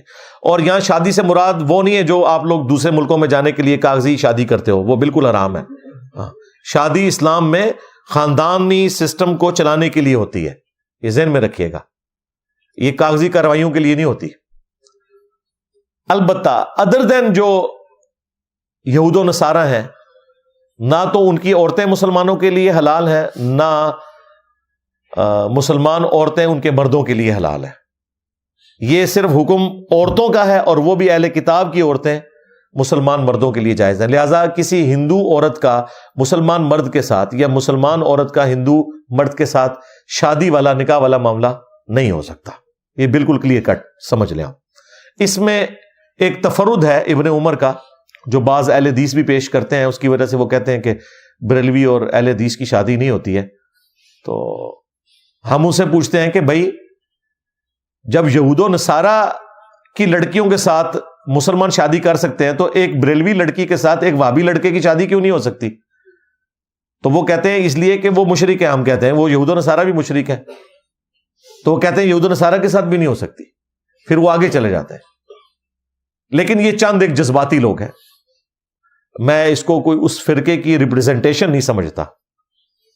انہیں اپنے فاسد عقیدے کی حفاظت کے لیے جھوٹ بولنا پڑتا ہے, اور پھر سہارا لیتے ہیں صحیح بخاری سے عبداللہ ابن عمر کا, کیونکہ عبداللہ ابن عمر جو تھے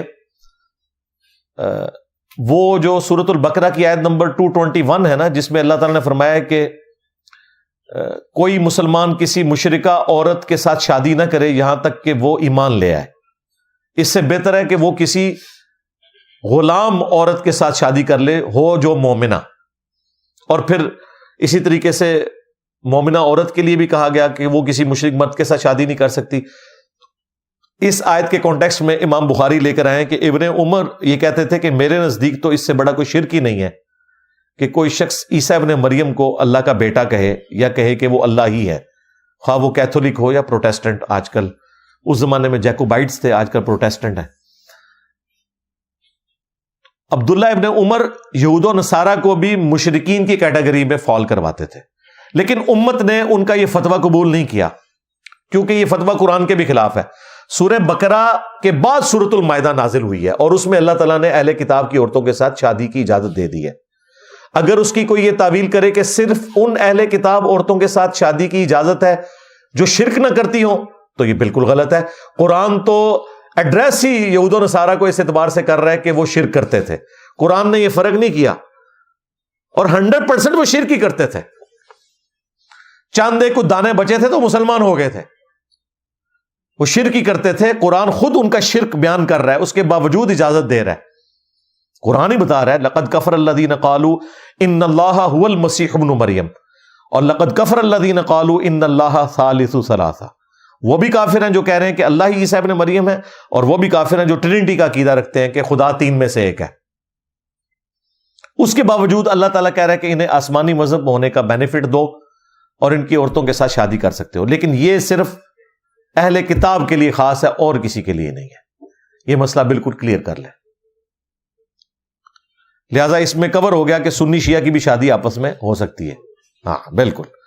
ایشو نمبر 4، وہ کہتے ہیں کہ جی کیا ہم اپنے آفیسز میں دوستیاں ہوتی ہیں اور بعض اوقات کوئی فیکٹری آنرز کہتے ہیں کہ جی مسلمان جو ہیں وہ تو 2-2 گھنٹے کی نمازیں پڑھتے رہتے ہیں، ہم نے نان مسلم اپنے امپلائی رکھنے ہیں تاکہ کم از کم یہ امتحان سے تو نہ ہم گزریں. واقعی ویسے تو انہوں نے گھر آ کے نماز نہیں پڑھنی ہوتی، زور کی نماز 2 گھنٹے کی پڑھتے ہیں ڈیوٹی کے اوپر. یہ پرابلم تو ہے.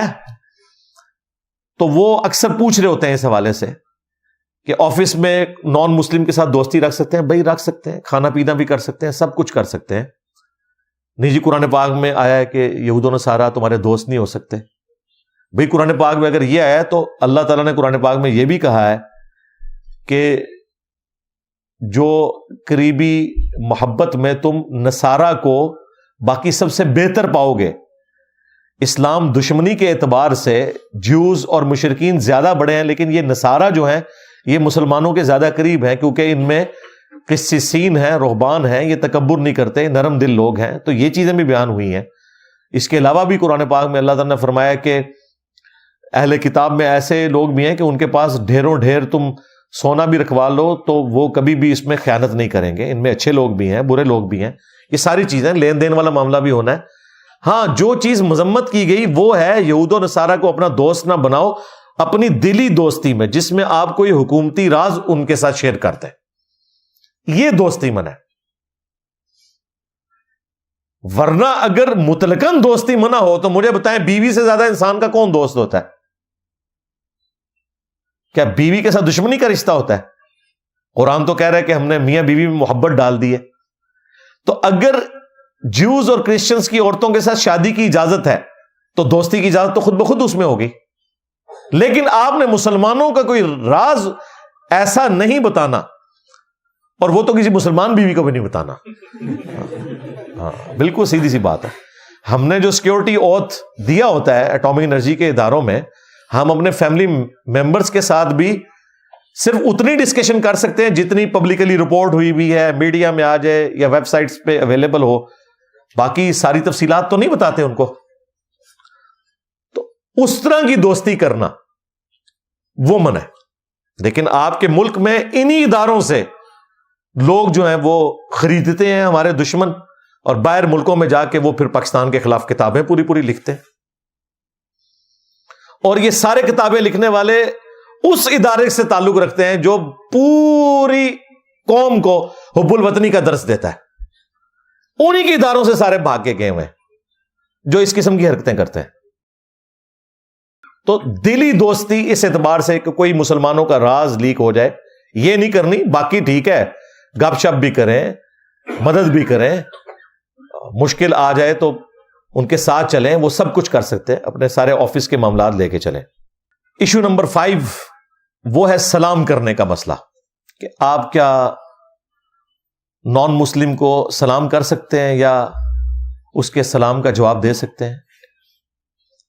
اس کے حوالے سے عموماً ایک حدیث پیش کی جاتی ہے صحیح مسلم سے کہ نبی علیہ السلام نے فرمایا کہ کبھی بھی جیوز اور کرسچنز کو سلام کرنے میں پہل نہ کرو، اور اگر راستے میں ملیں تو انہیں کنارے پر چلنے پر مجبور کر دو، مین راستے پہ تم چلو۔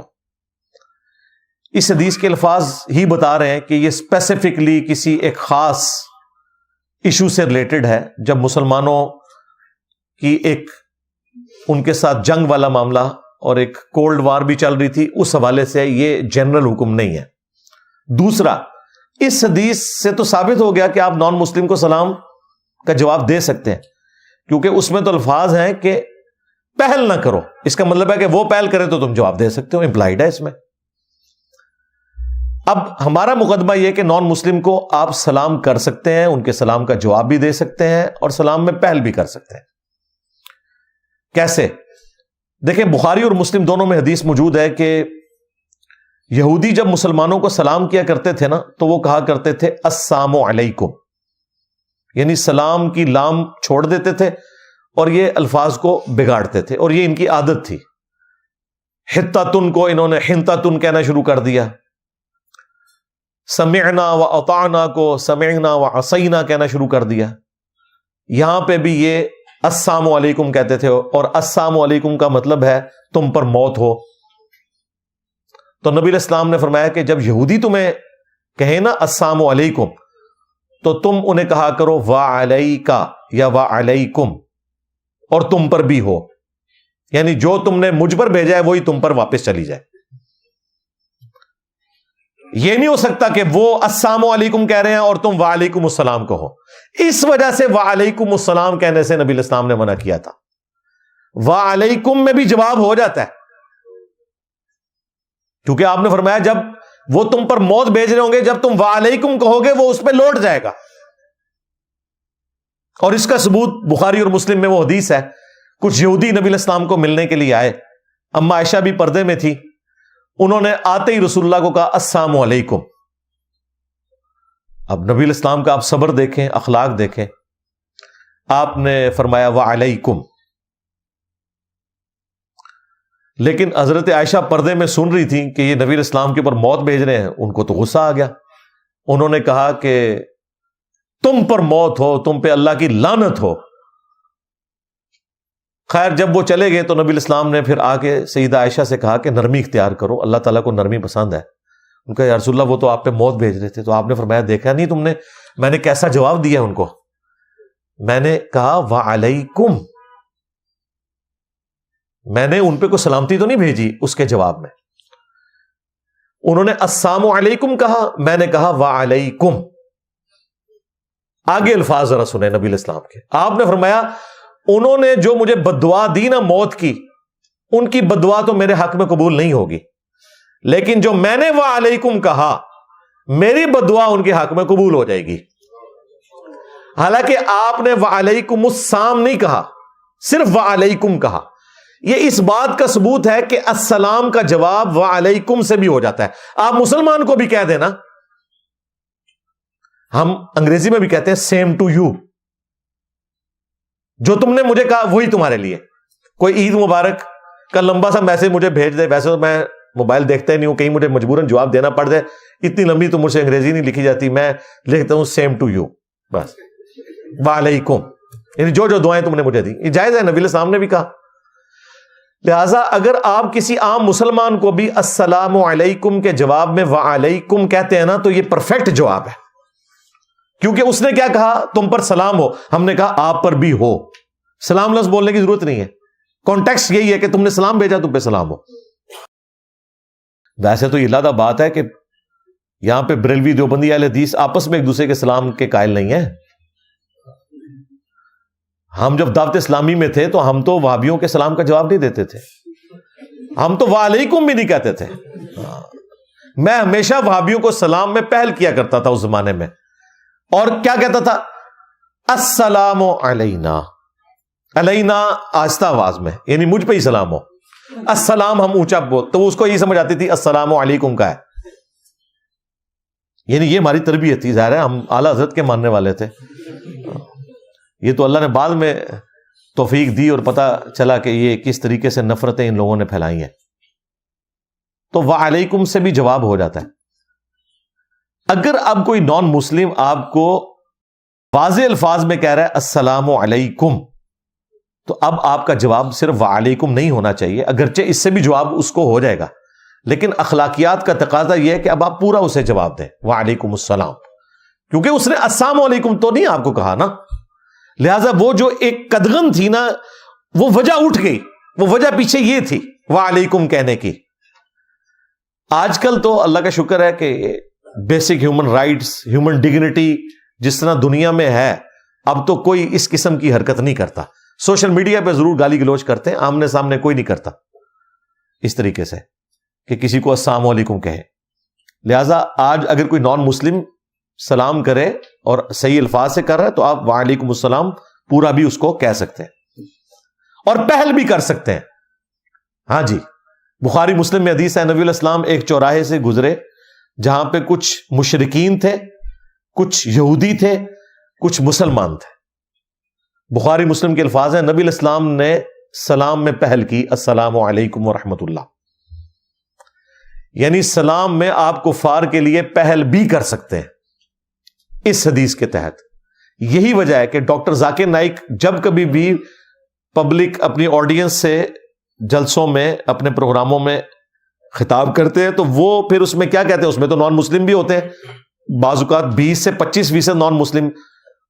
آئی welcome all of you with the Islamic greetings, السلام علیکم ورحمۃ اللہ وبرکاتہ. میں آپ تمام لوگوں کو جو اسلام کے آداب ہیں اس میں ویلکم، خوش آمد کہتا ہوں اسلام کے ان الفاظ کے ساتھ السلام علیکم ورحمۃ اللہ. تو اس وقت بعض لوگوں نے ڈاکٹر ذاکر نائک پہ اعتراض کیا کہ یہ تو نان مسلم بیٹھے ہوتے ہیں. تو یہ میں نے آپ کو حدیث بھی بتا دی کہ آپ اس طرح سلام میں پہل بھی کر سکتے ہیں.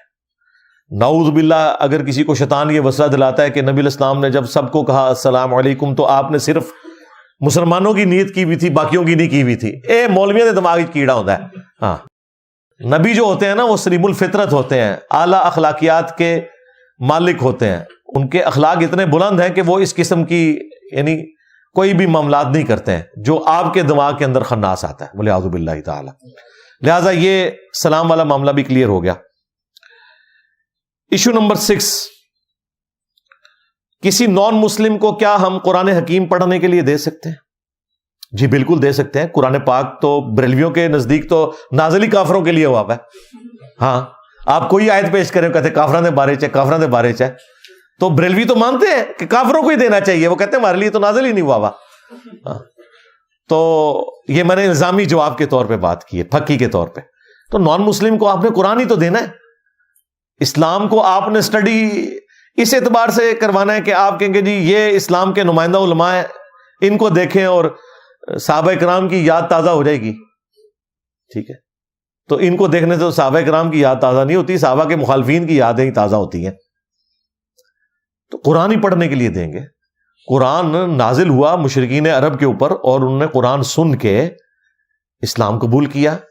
کتنے صحابہ اکرام قرآن کی وجہ سے ہی مسلمان ہوئے ہیں. نبی علیہ السلام کی دعوت کا انسٹرومنٹ ہی یہی ہے. وَأُوحِيَ إِلَيَّ هَذَا الْقُرْآنُ لِأُنذِرَكُمْ بِهِ وَمَنْ بَلَغَ. اے نبی تم فرماؤ قرآن مجھے اس لیے وحی کیا گیا تاکہ اس قرآن کے ذریعے میں تمہیں بھی ڈر سنا دوں اور جس تک یہ دعوت پہنچ جائے اس قرآن کے ذریعے دعوت کرے. اچھا، جب ہم یہ بات کرتے ہیں تو وہ کہتے ہیں چلیں آپ احتیاط کریں ترجمہ دے دیں، عربی والا قرآن نہ دیں. ان کے نزدیک جو ترجمہ ہے وہ قرآن ہی کوئی نہیں ہے. ہمارے نزدیک تو جو ترجمہ ہے قرآن کا وہ بھی قرآن کی طرح اس کا بھی احترام ہے، بلکہ جو نان عرب لوگ ہیں ان کے لیے تو وہ ترجمے میں ان کی ہدایت بھی چھپی ہوئی ہے. عربی والے سے تو صرف ثواب ملنا ہے، اور وہ بھی اس صورت میں اگر آپ نے اس کے اوپر عمل کیا. اگر قرآن پڑھ کے اپنے اوپر ہی لعنتیں بھیجتے رہے، ظاہر قرآن میں تو ہے لعنت اللہ علی الکاذبین، جھوٹوں پر اللہ کی لعنت، تو اپنے اوپر لعنت بھیج دی. لعنت اللہ علی الظالمین، ظالموں پر اللہ کی لعنت، اور شرک سے بڑا کوئی ظلم نہیں، اپنے اوپر خود لعنت بھیج دی. تو ترجمے والا قرآن اگر آپ کسی نان مسلم کو دیتے ہیں تو ظاہر عربی بھی اس میں لکھی بھی ہوگی، اور وہ لکھی ہونی چاہیے. صرف ترجمے والا قرآن چھاپنا بھی نہیں چاہیے، کیونکہ وہ قرآن نہیں ہے، قرآن کا ترجمہ ہے. بہرحال اوریجنل ٹیکسٹ اوپر ہونا چاہیے. پھر اس سے یہ پوچھیں کہ اس وقت بھی 1.5 کروڑ کرسچنز ایسے ہیں نان مسلمز جن کی زبان ہی عربی ہے اور وہ نان مسلم ہے. ان کو قرآن کا ترجمہ کس زبان میں دیں گے؟ عربی میں کر کے دیں گے ترجمہ. عربی میں اگر آپ نے قرآن کا ترجمہ کیا تو آپ سے بڑا تو کوئی گستاخ ہی نہیں ہے. یعنی آپ قرآن کا ترجمہ عربی میں کرنے کا مطلب یہ کہ آپ لوگوں کو بتانا چاہتے ہیں کہ اللہ تعالیٰ اپنی بات اچھے طریقے سے نہیں پہنچا سکا، میں اس کو بہترین طریقے میں آپ کو سمجھاتا ہوں. وَلِعَوْذُ بِاللَّهِ تعالیٰ. یہی مطلب ہے نا. اور کیا ہے؟ قرآن جب بیسٹ عربی میں اللہ ہی نازل کر سکتا تھا اور آسان عربی میں، اللہ تعالیٰ نے کافروں کے طعنے برداشت کر لیے کہ یہ ایک ایسی کتاب ہے جس میں مکھی کی مثال ہے اور مکڑی کی مثال ہے. اللہ نے کہا کہ میرا مقصد کسی کے اوپر رعب ڈالنا نہیں ہے. اللہ اس بات سے حیا محسوس نہیں کرتا کہ وہ مچھر کی مثال بیان کرے یا اس سے بھی کسی حقیر چیز کی. اور جو حق قبول کرنے والے ہیں وہ جانتے ہیں کہ یہ اللہ کی طرف سے، اور جن کے دلوں میں ٹیڑھ پن ہے اور جو بات نہیں ماننا چاہتے تو وہ اس میں ٹیڑھ پن تلاش کرتے ہیں، کہتے ہیں اس مثال سے اللہ نے کیا نکالا. تو اللہ تعالیٰ نے پھر اس پہ غصہ نکالتے ہوئے کہا یضل بہ کثیرا ویہدی بہ کثیرا. اللہ نے اس لیے نازل کیا کہ تاکہ تم اس کا انکار کر کے گمراہ ہو جاؤ. اللہ تعالیٰ بہت سے لوگوں کو گمراہ کرتا ہے، بہت سے لوگوں کو ہدایت دیتا ہے. جس کو یہ کہتے ہیں قرآن جو ہے وہ گمراہ کرنے والی کتاب بھی ہے. مسلمان کہہ رہے ہوتے ہیں جی قرآن پڑھ کے آپ گمراہ بھی ہو سکتے ہیں. یعنی آپ نان مسلم کو کہیں کہ یہ لو قرآن پڑھو، 50-50 چانسز ہیں، گمراہ بھی ہو سکتے ہو. ایسا شخص کافر ہے جس کا یہ عقیدہ ہے کہ قرآن گمراہ کرتا ہے. ہاں، گمراہ نہیں ہے، وہ کافر ہے. یہ تو بات ہی کچھ اور تھی. اللہ نے کہا جو قرآن کو مانتے ہیں نا وہ ہدایت پہ آ جاتے ہیں، اور جو قرآن کو نہیں مانتے اور کہتے ہیں کہ اللہ اتنی بڑی ہستی ہے، اسے کیا پڑی تھی چھوٹی چھوٹی مثالیں دینے کی. تو اللہ نے تو ہر بندے کو سمجھانا ہے نا. جس طرح لوگ مجھے بھی کہتے ہیں جی انجینئر صاحب آپ جو ہیں وہ پنجابی کے الفاظ کیوں بولتے ہیں؟ بھائی میں نے تو پنجابیوں کو بھی سمجھانا ہے، میں نے تو انگریزی جاننے والوں کو بھی سمجھانا ہے. تو میرا مقصد تو بات سمجھانا ہے. تو اللہ تعالیٰ نے فرمایا کہ یہ اس لیے تاکہ لوگوں کو بات سمجھائی جائے. تو جو قرآن پہ عمل نہیں کرتے وہ گمراہ ہوتے ہیں. تو قرآن آپ پڑھنے کے لیے نان مسلم کو دیں، بلکہ اپنی دوستی کا حق ادا کریں.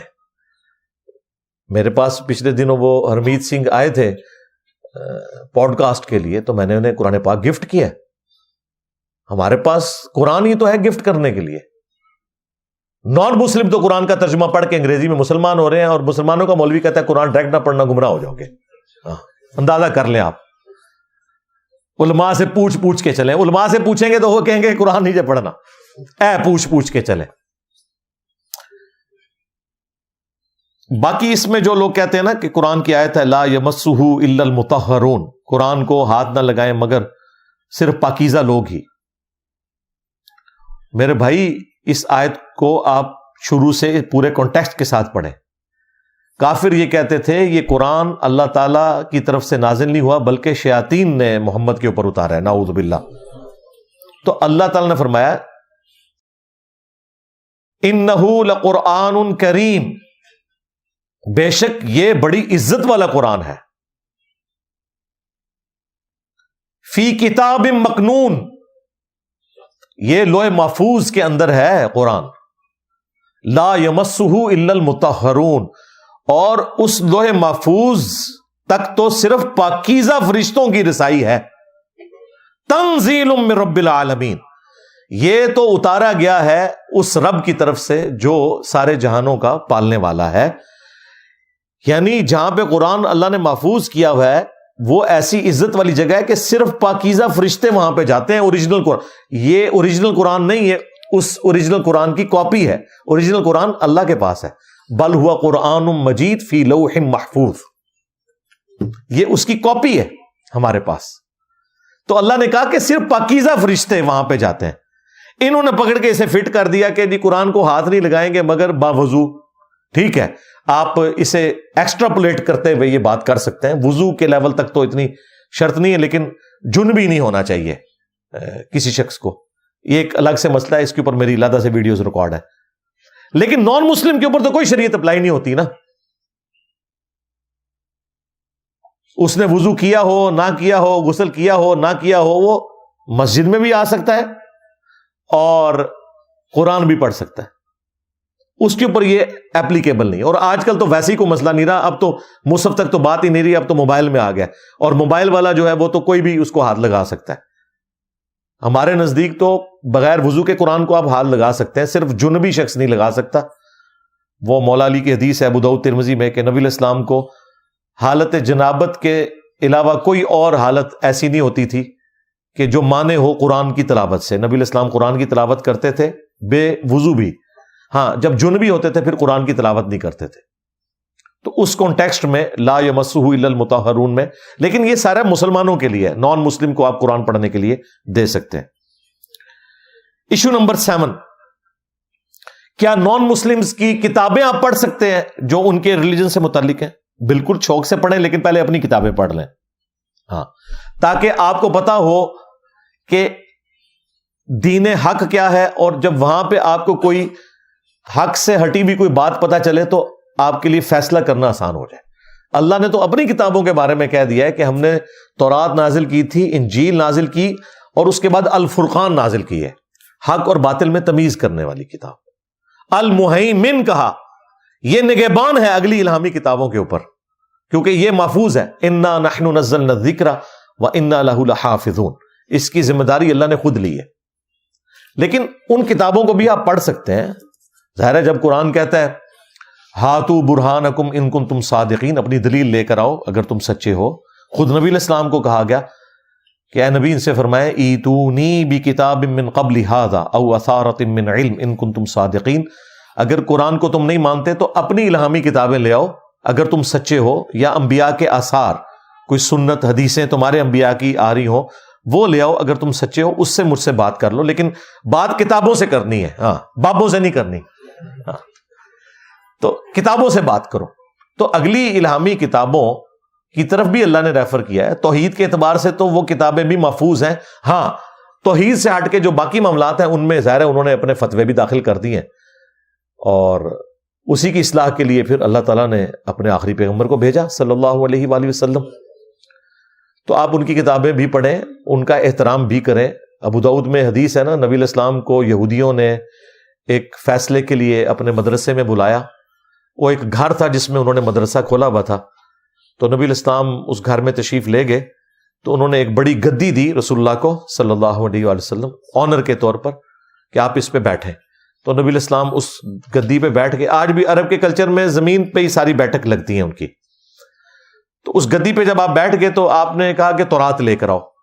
تورات جب وہ لے کر آئے تو نبی علیہ السلام نے اپنی پیٹھ کے نیچے سے وہ گدی نکال کے خود زمین پہ بیٹھ گئے اور اس گدی کے اوپر تورات کو رکھا، وہ تورات جو کہ ٹیمپرڈ فارم میں تھی، اور کہا کہ میں ایمان لایا تجھ پر بھی اور تیرے نازل کرنے والے پر بھی. تورات کو جو تبدیل شدہ تھی، رسول اللہ نے کہا میں تیرے پر بھی ایمان لایا، تیرے نازل کرنے والے کے اوپر بھی ایمان لے کے آیا. کیوں؟ توحید تو اس میں محفوظ ہے. پھر نبی علیہ السلام نے اس سے فیصلہ ان کا کیا. یہ نبی علیہ السلام نے امت کو درس دیا کہ باقی مذاہب کی الہامی کتابوں کی بھی آپ نے قدر کرنی ہے. ہاں، یہ نہ ہو کہ کسی مذہب کے ماننے والوں کے ساتھ دشمنی آپ کو اس پہ ابھارے کہ آپ جو ہے وہ حق کا راستہ چھوڑ دیں. یہ نہیں ہونا چاہیے. وَلَا يَجْرِمَنَّكُمْ شَنَآنُ قَوْمٍ عَلَىٰ أَلَّا تَعْدِلُوا اعْدِلُوا هُوَ أَقْرَبُ لِلتَّقْوَىٰ. دیکھنا کسی قوم کی دشمنی تمہیں اس بات پہ نہ ابھارے کہ تم انصاف کا راستہ چھوڑ دو. انصاف کرو، یہی تقوی کے قریب ہے، یہی تقوی کی روش ہے. وَلَا تَسُبُّوا الَّذِينَ يَدْعُونَ مِن دُونِ اللَّهِ فَيَسُبُّوا اللَّهَ عَدْوًا بِغَيْرِ عِلْمٍ. لوگوں کے جھوٹے خداؤں کو بھی گالی نہیں دینی، ورنہ وہ انجانے میں تمہارے سچے خدا کو گالی دیں گے. لیکن یہ یاد رکھیے گا یہ نان مسلم کے لیے ہے. ہاں، اگر کوئی مسلمان اپنے رب کے ساتھ، اپنے نبی کے ساتھ غداری کرے گا نا تو اس کا بابا نہیں آپ نے چھوڑنا. ہاں، میرے نبی سا ہے کوئی نہیں، تیرے بابے تھے شاہی کوئی نہیں. یہ اپنے بابوں کو بچاتے ہیں اس آیت کے پیچھے، جی لوگوں کے جھوٹے خداؤں کو نہ. اچھا، اس کا مطلب ہے تمہارے جو بابے واقعی جھوٹے خدا ہوئے، پھر تمہارے یہ مانو. پھر یہ کافروں کے بارے میں کہ کافروں کے جھوٹے خداؤں کو برا نہیں کہنا، وہ تمہارے سچے خدا کو برا کہیں گے. لیکن جو اپنے مسلمان ہیں، اگر وہ اسلام کا لبادہ اوڑھ کر ہمارے خدا اور اس کے رسول کی تعلیمات کو بگاڑیں گے تو ان کے لیے پھر حضرت عمر کی تلوار ہے اور میری زبان ہے. ذہن میں رکھیے گا. مجھے بتائیں، یہ جو UN میں قیدیوں کے حقوق ہیں وہ دشمن فوج کے قیدیوں کے حقوق ہیں. اگر پاکستان کا اپنا فوجی کوئی غداری کرے گا نا تو وہ یہ نہیں کہے گا مجھے UN کی قراردادوں کے مطابق سزا دی جائے، نہ، اس کے لیے ڈیتھ پینلٹی ہے، پہلے دن حلف لیا جاتا ہے. کیوں؟ کیونکہ وہ فوج کا حصہ تھا، اس نے غداری کی. ہاں، کوئی انڈیا کا فوجی آ کے ہمارے ساتھ ایسا معاملہ کرے گا، اس کے لیے قیدیوں والے حقوق ہوں گے، اسے وکیل بھی دیا جائے گا، وہ سزا بھگت کے واپس بھی کیا جائے گا، اس پہ پورا مقدمہ چلے گا. لیکن جو اپنا کرے گا غداری، اس کی سزا ہوگی قتل. یہاں پہ بھی اگر کوئی مسلمان اللہ اور اس کے رسول کے ساتھ غداری کرے گا نا تو پھر اس سے اس آیت کے پیچھے چھپنے کی اجازت نہیں ہے کہ جی لوگوں کے جھوٹے خداؤں کو برا نہ کہو، آپ ہمارے بابوں کو نہ، میں تو بابا کو نہیں چھڑنا. ہاں بالکل، کنو کاٹ لو، میں نہیں کوئی بھی چھڑنا، کیونکہ مجھے تو یہ شرح صدر 2009 میں ہی ہو گیا تھا کہ سارا کام ڈالا ہی بابوں نے. تو دیکھیں میں نے کس طریقے سے پلاننگ کر کے آپ کے بابوں کو یہاں پہ پہنچا دیا ہے کہ آپ میمز بن رہی ہیں ان کی. پہلے کسی نے سوچا بھی تھا؟ اس لیے وہ ہمارے وہ مصباحی صاحب کہتے ہیں کہ میں سوچا کرتا تھا کہ ہمارے بزرگوں کو بھی کوئی کچھ کہے گا. ہاں، ایک وقت آئے گا لوگ اپنے اسلاف کو برا کہیں گے. تو میں اکثر سوچا کرتا تھا یار کوئی حضرت جنید بغدادی کو بھی برا کہے گا، کوئی حضرت بایزید بستامی کو بھی برا کہے گا، کوئی حضور غوث اعظم کو بھی برا کہے گا. کیسے ہوگا یہ؟ تو حضرت پھر جیلم کے اس لونڈے نے بتا دیا کہ ایسے ہوگا. تو مجھے دکھ ہوتا ہے کہ میں اس دور میں ہوں کہ جس دور میں حضور غوث اعظم کے لیے کہا جا رہا ہے کہ وہ تشیعی کوئی نہیں، کہ جس دور میں حضرت بایزید کے لیے کہا جا رہا ہے کہ بایزید تشیعی کوئی نہیں. اس جیلم کے لونڈے نے ثابت کر دیا حضرت کہ اس طرح ہوگا. حضرت تمہارے بزرگوں نے جب ہمارے بزرگوں کو یعنی نبی الاسلام، صحابہ اور اہل البیت کی شان کے اوپر ڈاکے مارے تو اللہ تعالیٰ نے ان کے اوپر کوئی بلا نہیں چھوڑنی تھی. ہاں، تمہارے بزرگوں نے ہمارے بزرگوں، بلکہ تمہارے بزرگوں نے نہ صرف ہمارے بزرگوں، اپنے بزرگوں کے ساتھ بھی غداری کر دی. تم لوگ جب یہ کہو گے کہ بایزید کا جھنڈا جو ہے محمد کے جھنڈے سے بھی بڑا ہوگا اور محمد اور تمام انبیاء اس کے جھنڈے کے نیچے ہوں گے، تو اللہ تعالیٰ بدلہ نہ لے. دیکھ لو پھر تم نے 1200 سال میں جتنی عزتیں ویل کی ہیں نا، 12 سال میں اللہ تعالیٰ نے کتے کی طرح ذلیل کروایا ہے. کتنی بڑی بلا تمہارے اوپر چھوڑ دی ہے. میرے نبی سا ہے ہی کوئی نہیں، تیرے بابے تھے شے ہی کوئی نہیں. تو یہ میں ساتھ ساتھ کلیئر کر رہا ہوں. میرے لیے یہ آج کی گفتگو بڑا امتحان ہے. میں صبح سے سوچ رہا تھا کہ میں نے اپنے جو مسلمانوں کے فرقے ہیں نا ان کو ہاتھ نہ ڈالوں، کیونکہ ظاہر ہے یہ نان مسلم نے تو زیادہ ویڈیو دیکھنی ہے تو ان کے سامنے اپنی قمیض اٹھانے والی بات ہے. لیکن ہماری قمیض کیا، انہوں نے ہمارے پورے کپڑے ہمارے بزرگوں نے اتار دیے ہوئے آلریڈی ان کے سامنے، جو کچھ انہوں نے دین کے ساتھ کیا. پھر میں کہا قزمانو کھاڑو، ان کو دیکھتے رہنا. ہم نے جو بات ہے میں نے کوئی لحاظ نہیں کرنا، جدھر جدھر جس نے ڈنڈی ماری ہوئی ہے نا بتانی ہے. یہ اس قسم کے ہمیں جو بھاشن دیتے ہیں نا کہنے جی وہ جی ہمارا اس وقت مشترکہ دشمن ہے. بھائی ہمارا سب سے بڑا دشمن وہ ہے جو ہمارے اندر گھسا ہوا ہے. ہاں، جس نے اسلام کی پیٹھ میں چھرا گھونپا ہے، اسلام کی پکچر ہی اتنی ملائن کی ہے کہ مسلمان نوجوان خود اپنے دین سے متنفر ہو گیا. ہمارے نوجوان کافروں کی وجہ سے متنفر نہیں ہے اپنے دین سے. کافروں کا تو تعارف ہی ان کو کہاں سے ہوتا ہے؟ اور جب کوئی بڑی عمر پہ پہنچے، اور آج کل بھی سوشل میڈیا کی وجہ سے تھوڑا بہت، ورنہ پہلے کیا تھا؟ یہ تمہارے مولوی ہیں جن کی وجہ سے متنفر ہوئی ہے ینگ جنریشن جو ہے، یہ کافروں کی وجہ سے متنفر نہیں ہوئی بھی ہے. لہذا یہ پہلے دشمن یہ ہیں ہمارے، یہ غدار ہیں. ایشو نمبر 8، اور وہ ہے کیا نان مسلمز کی عبادت گاہوں میں مسلمان جا سکتے ہیں؟ بالکل جا سکتے ہیں، لیکن وہاں پہ کوئی شرکیہ ایکٹیویٹی میں حصہ نہ لیں. وہ وزٹ کے طور پر جا سکتے ہیں. آیا صوفیہ جو کرسچن سے مسلمانوں نے لیا تھا،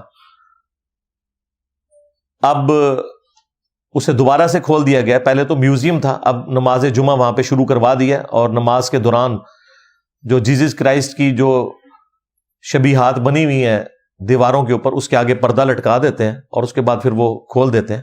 اسی طریقے سے کورونا کے دنوں میں آپ نے دیکھا جیوز اور کرسچنز کی عبادت گاہوں میں جا کے مسلمانوں نے جمعے کی نماز ادا کی, کیونکہ سوشل ڈسٹینسنگ کی ضرورت تھی. تو ان کے وہ گرجے بڑے تھے ایریا وائز, مسلمانوں کی مسجدیں تو چھوٹی تھی, تو باقاعدہ انہوں نے کئی گرجے کنورٹ کیے ہیں اس اعتبار سے کہ وہاں پہ واش رومز بنائے تاکہ مسلمان بھی جمعے کی نماز پڑھ سکیں. کیونکہ بخاری مسلم واضح حدیث ہے کہ اللہ تعالیٰ نے 5 ایسی خصوصیات مجھے دی ہیں جو مجھ سے پہلے کسی پیغمبر کو نہیں دی. ان میں سے ایک یہ ہے کہ پوری زمین میرے لیے مسجد بنا دی گئی ہے, میرے امتی جہاں چاہے نماز ادا کر سکتے ہیں. تو اس میں آپ نان مسلم کی عبادت گاہوں میں بھی بشرطے سامنے کوئی شبیہ بت اس طرح کی چیز نہ ہو, نماز آپ ادا کر سکتے ہیں. اور ویسے وزٹ کے طور پر, نالج کے طور پر جانا, وہ سیرو فی الارض کے تحت ہی آتا ہے. وہ آپ کھنڈرات میں بھی جا سکتے ہیں, عبادت گاہوں میں بھی جا سکتے ہیں, اس میں کوئی شرعی طور پر گرفت نہیں ہے. ایشو نمبر 9, اور وہ ہے کرسمس اور ہولی دیوالی کے موقع کے اوپر جو مسلمانوں کو کوئی نیاز نظر وغیرہ بھیجتے ہیں. وہ ہم سے لوگ پوچھ رہے ہوتے ہیں جی ہم کھا لیں نہ کھائیں, ٹھیک ہے, اور ایسے مواقع کے اوپر ہم انہیں کیا بھیجیں. ظاہر ہے عید کے موقع پہ انہوں نے ٹافیاں کھائی ہوتی ہیں ان سے لے کے, تو جب کرسمس آئے گی تو انہیں بھی ٹافیاں کھلانی پڑ جاتی ہیں. تو میرا خیال ہے مسلمانوں کو توحید کے معاملے میں بالکل ننگی تلوار ہونا چاہیے, اور کوئی آر محسوس نہیں کرنی چاہیے. آر آپ تب محسوس کریں جب یہ توحید کا عقیدہ ہمارے ہاں ہی صرف پایا جاتا ہو. پھر میں آپ کی کوئی بات ماننے کے لیے تیار ہوں کہ آپ کو شرم آتی ہے یہ بات بتاتے ہوئے کہ جی ہم تو اس معاملے میں سینسٹیو ہیں, آپ کے نزدیک جائز ہوگا. بھئی جب دنیا کے تمام مذاہب, خواہ وہ اہل کتاب ہوں یا نان اہل کتاب ہوں, ایک خدا کے ماننے والے ہیں اور اس کے ساتھ شرک کرنے کو ان کی کتابیں حرام سمجھتی ہیں, اور جتنے بھی رسومات ہیں عبادت کی وہ اللہ کے ساتھ خاص ہیں, تو اس میں صرف جھکنا سجدہ کرنا نہیں آتا, نظر و نیاز بھی آتا ہے. تو مسلمانوں کو کوئی شرم محسوس نہیں کرنی چاہیے. انہیں کہیں کہ جیزس کرائسٹ کو ہم بھی مانتے ہیں, وجیہن فی الدنیا والآخرہ ومن المقربین ہے, اور اولو العزم 5 پیغمبروں میں سے وہ ایک ہے, لیکن وہ اللہ کے بیٹے نہیں ہیں. آپ نے کرسمس پہ یہ عقیدہ رکھا ہوا ہے کہ اللہ نے بیٹا جنا, اس لیے ہم اس شرکی ایکٹیویٹی میں, آپ کی کسی کھانے کی ایکٹیویٹی میں, کسی کیک پارٹی میں شامل نہیں ہو سکتے. سیدھی سی بات ہے, کیونکہ توحید کے معاملے میں 0 ٹالرنس ہے اسلام کے اندر, جبکہ خود کرسچنس کی کتابیں بھی یہ بتاتی ہیں کہ اللہ تعالیٰ کے ساتھ کسی اور کو شریک نہیں ٹھہرایا جا سکتا. لہٰذا اس طرح کے جتنے مواقع ہیں ان کو کلیئر کٹ بتائیں کہ ہم آپ کی کسی مذہبی ایکٹیویٹی میں حصہ نہیں لیں گے, کیونکہ یہ شرک کے اوپر مبنی ہے. البتہ ہم آپ کو بھی کوئی پابند نہیں کرتے کہ آپ عید کے موقع کے اوپر ہمیں ٹافیاں بھجوا دیں تاکہ ہمارے لیے امتحان بن جائے کہ کرسمس یا ہولی دیوالی کے موقع پہ ہمیں بھی آپ کو کچھ دینا پڑ جائے. تو ہمیں معاف رکھیں. ہم تو مسلمانوں میں بھی اگر کوئی نظر نیاز غیر اللہ کے نام کی دیتا ہے, کسی کا یہ عقیدہ ہے کہ داتا دربار پہ اگر میں نے دودھ نہ چڑھایا تو میری بھینس دودھ نہیں دے گی, تو بھائی ایسا مسلمان بھی اگر ہمیں اس دودھ کی کھیر بنا کے بھیجے گا نا, تو ہم اس سے نہیں لیں گے. اسے کہیں گے بھائی یہ آپ نے غیر اللہ کے بیچ میں نیت شامل کر لی ہے. اور قرآن حکیم میں اللہ تعالیٰ نے واضح طور پر منع فرما دیا ہے کہ جس کے اوپر غیر اللہ کا نام لیا گیا غیر اللہ کی خوشنودی کے لیے, ذبیحہ کے لیے, وہ حرام ہے. ہاں اصالِ ثواب ہو وہ ایک الگ چیز ہے, لیکن یہ اصالِ ثواب نہیں نہ رہنے دیتے ہیں. یہ کہتے ہیں غوث پاک کی 11ویں کریں گے پھر غوث پاک ہماری مدد کریں گے. اگر یہ کہنا کہ ہم غوث پاک کی 11ویں کر کے غوث پاک کی مدد کر رہے ہیں, ہم غوث پاک کی مدد کر رہے ہیں کہ اللہ تعالیٰ ان کے گناہوں کو معاف کرے اور ان کے درجات بلند کرے, بالکل پھر 11ویں درست ہے, کریں. اس طرح کی 11ویں انہوں نے کرنی نہیں ہے. یہ تعلیق بالمعال ہی ہو گیا. تو اصالِ ثواب تو آپ میت کی طرف سے کر سکتے ہیں, ہمیں کوئی اس میں نہیں ہے. مسئلہ پیچھے جو عقیدہ ہے نا آپ کا خرابی, وہ ہے اصل چیز, اس کو سمجھیں. تو آپ نان مسلم کو سٹارٹ ہی اس سے لیں کہ مسلمانوں میں بھی اکثریت ایسی نظر و نیاز کر رہی ہے جو ہم مسلمانوں کی نظر و نیاز لینا بھی حرام سمجھتے ہیں. تو سرکار تسی تے شاہی کوئی نہیں ہو, ٹھیک ہے. جب انہیں یہ بتائیں گے نا کہ یہ جو کچھ ہو رہا ہے درباروں کے اوپر, اور یہ جو بتوں کو جس طرح نہلایا جاتا ہے, اس طرح عبد القادر جیلانی کا مجسمہ بنا کے جو یہ نہلا رہے ہیں, ٹھیک ہے, اور لال شہباز قلندر کے مجسمے کے اوپر یہ وہ ہار ڈال رہے ہیں, یہ سب کچھ جو ہے نا یہ وہی والی ایکٹیویٹیز ہیں جن کی اسلام نے مخالفت کی ہے. اور صرف اسلام نے نان مسلمز کے اعتبار سے اسے کنڈیم نہیں کیا، مسلمانوں کے اعتبار سے بھی کنڈیم کیا، تو انہیں پھر صبر آ جائے گا کہ ٹھیک ہے یار یہ تو اپنے مسلمانوں کی بھی نظر نیاز نہیں مانتے جو غیر اللہ کی خوشنودی کے لیے ہو، تو اگر ہماری نہیں لے رہے تو اس میں کوئی برا منانے والی بات نہیں ہے. یہ ان کو کلیئر کرنے کی ضرورت ہے. ایشو نمبر 10، اور وہ ہے اکثر جو مسلمان باہر کے ملکوں میں جاتے ہیں نا، انہیں بڑا جوش چڑھتا ہے، وہ کہتے ہیں جی یہاں بہت نان مسلم ہیں، ہم انہیں اسلام کی دعوت دینا چاہتے ہیں. ایک جڑا نا ہر مسلمان کے اندر بڑا جذبہ ہوتا ہے، خود اس نے اسلام سیکھا تک نہیں ہے، اسے یہ جذبہ ہے کہ میں نے غیر مسلم کو اسلام سکھانا ہے. آپ کو پتہ ہی نہیں ہے کہ نان مسلم اگر آپ سے صرف وہ کچھ پوچھ لیں جو آپ کے مسلمانوں کی اکثریت کر رہی ہے تو آپ تو اپنے گند کو صاف نہیں کر سکتے، انہیں کیا اسلام کی آپ دعوت دیں گے؟ اگر وہ آپ سے پوچھ لیں کہ اسلام کا مطلب اگر امن ہے تو سارے مولوی جان بچا کے کافر ملکوں میں کیوں آ جاتے ہیں، مسلمان ملکوں میں امن کیوں نہیں ہے؟ اگر اسلام میں حقوق العباد ہیں تو پاکستان میں بجلی کا میٹر لگوانے کے لیے رشوت کیوں دینی پڑتی ہے اور یو کے میں کیوں نہیں دینی پڑتی؟ تو الٹیمیٹلی آپ کو یہ کہنا پڑے گا کہ جی پاکستان مسلمان ملک ہے اور یو کے اسلامی ملک ہے. یہی جواب ہے. ہاں، پاکستان مسلمان ملک ہے اور امریکہ اسلامی ملک ہے. تو اللہ کے بندو، دعوت دینے کے لیے پہلے آپ خود اسلام کا علم حاصل کریں، اور اس کے بعد نان مسلمز کو جو آپ نے دعوت دینی ہے وہ اسلام کی دعوت نہیں دینی. سٹارٹ آپ نے لینا ہے ایک خدا کی دعوت سے. قل یا اہل الکتاب تعالوا الی کلمۃ سواء بیننا وبینکم الا نعبد الا اللہ. آؤ اہل کتاب، ہم اس ایک بات پہ اکٹھے ہو جائیں جو تم میں اور ہم میں کامن ہے، کہ ہم مت پوجیں سوائے اس ایک اللہ کے، اور آپس میں ایک دوسرے کو ایک دوسرے کا رب نہ مان لیں. اور اگر یہ روگردانی کریں تو اے نبی تم تو اعلان کر دو کہ ہم نے سر تسلیم خم کر دیا اپنے رب کے حضور.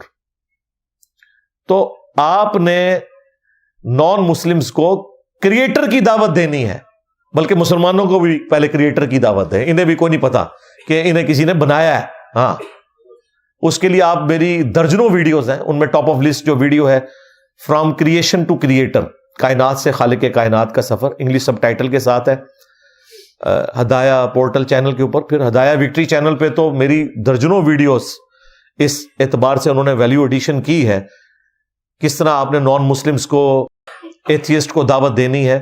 لیکن اس کے لیے پہلے آپ نے خود ایجوکیٹ ہونا ہے، پھر آپ نے ان کے سامنے دعوت رکھنی ہے اور سٹارٹ کرنا ہے کہ اس کائنات کو کسی نے بنایا ہے، ہمیں کسی نے بنایا ہے، اور اس کے بعد اسلام آتا ہے، اس کے بعد دین آتا ہے. پہلی چیز جو ہے وہ کریٹر ہے، اللہ کا تعارف ہے، خدا کا تعارف ہے. آپ اسے بھگوان کہہ لیں، سپریم بینگ کہہ لیں، سپر نیچرل ایجنسی کہہ لیں، گاڈ کہہ لیں، اللہ کہہ لیں، ٹھیک ہے، اس کا تعارف. اور اس سے پھر یہ دعوت شروع کریں اور پھر بتائیں کہ سچی توحید جو ہے وہ اسلام کے ہاں پائی جاتی ہے. مسلمانوں کے ہاں تو ظاہر ہے بہت کم پائی جاتی ہے، اسلام کے ہاں. لیکن اللہ کا شکر ہے ہمارے اس پلیٹ فارم کی برکت سے، یعنی جتنی اللہ تعالیٰ نے توحید کی دعوت مسلمانوں کے لیے سمجھنا آسان کی ہے، مجھے تو کوئی آر نہیں ہے کہ ہزاروں میں نہیں لاکھوں میں لوگ ہیں جن کا عقیدہ توحید ہمارے اس پلیٹ فارم کی برکت سے صحیح ہوا ہے. الحمدللہ انہیں صحیح خدا کا تعارف ہوا ہے اور صحیح توحید کا تعارف ہوا ہے جو اللہ نے اپنے پیغمبروں کے ذریعے انسانوں تک پہنچائی تھی. تو یہ 10 بڑے بڑے ایشوز تھے جو میں نے ڈسکس کیے. الحمدللہ آلموسٹ 1.25 گھنٹے کے اندر میں نے یہ ساری گفتگو کور کر لی ہے. لیکن میں تفصیلی ویڈیوز اس لیے ریکارڈ کرواتا ہوں کہ کوئی چیز بیچ میں رہ نہ جائے، وہ کوئی چھوٹی سی بات بھی رہ جائے نا جو اس اعتبار سے امپورٹنٹ ہو، پھر شیطان جو ہے نا وہ بیچ میں داخل ہو جاتا ہے. اس لیے میں تفصیلاً تمام ٹاپکس کو بیان کرتا ہوں. اور اللہ کا شکر ہے میں نے تو اپنے آڈینس کی یہ عادت بنا لی ہے کہ وہ 8, 10, 15, 20 منٹ کا کلپ بھی وہ کچھ نہیں سمجھتے. وہ کہتے ہیں کم از کم 40 منٹ 1 گھنٹے کی ویڈیو ہونی چاہیے تاکہ پوری بات سمجھ آئے، کیونکہ یہ ڈسے ہوئے ہیں صدیوں سے چھوٹی چھوٹی باتیں سننے کے، اور اپنی مرضی کے رزلٹ ان کے بڑوں نے انہیں نکال کے بتائے. الحمدللہ ہم نے جو حق بات تھی وہ کوشش کی ہے کہ آپ کے سامنے رکھیں. سبحانک اللہم وبحمدک اشہد ان لا الہ الا انت استغفرک واتوب الیک. صلوا علی محمد وآل محمد. اللہم صلی علی محمد وعلی آل محمد واصحاب محمد وازواج محمد وامت محمد اجمعین الی یوم الدین آمین.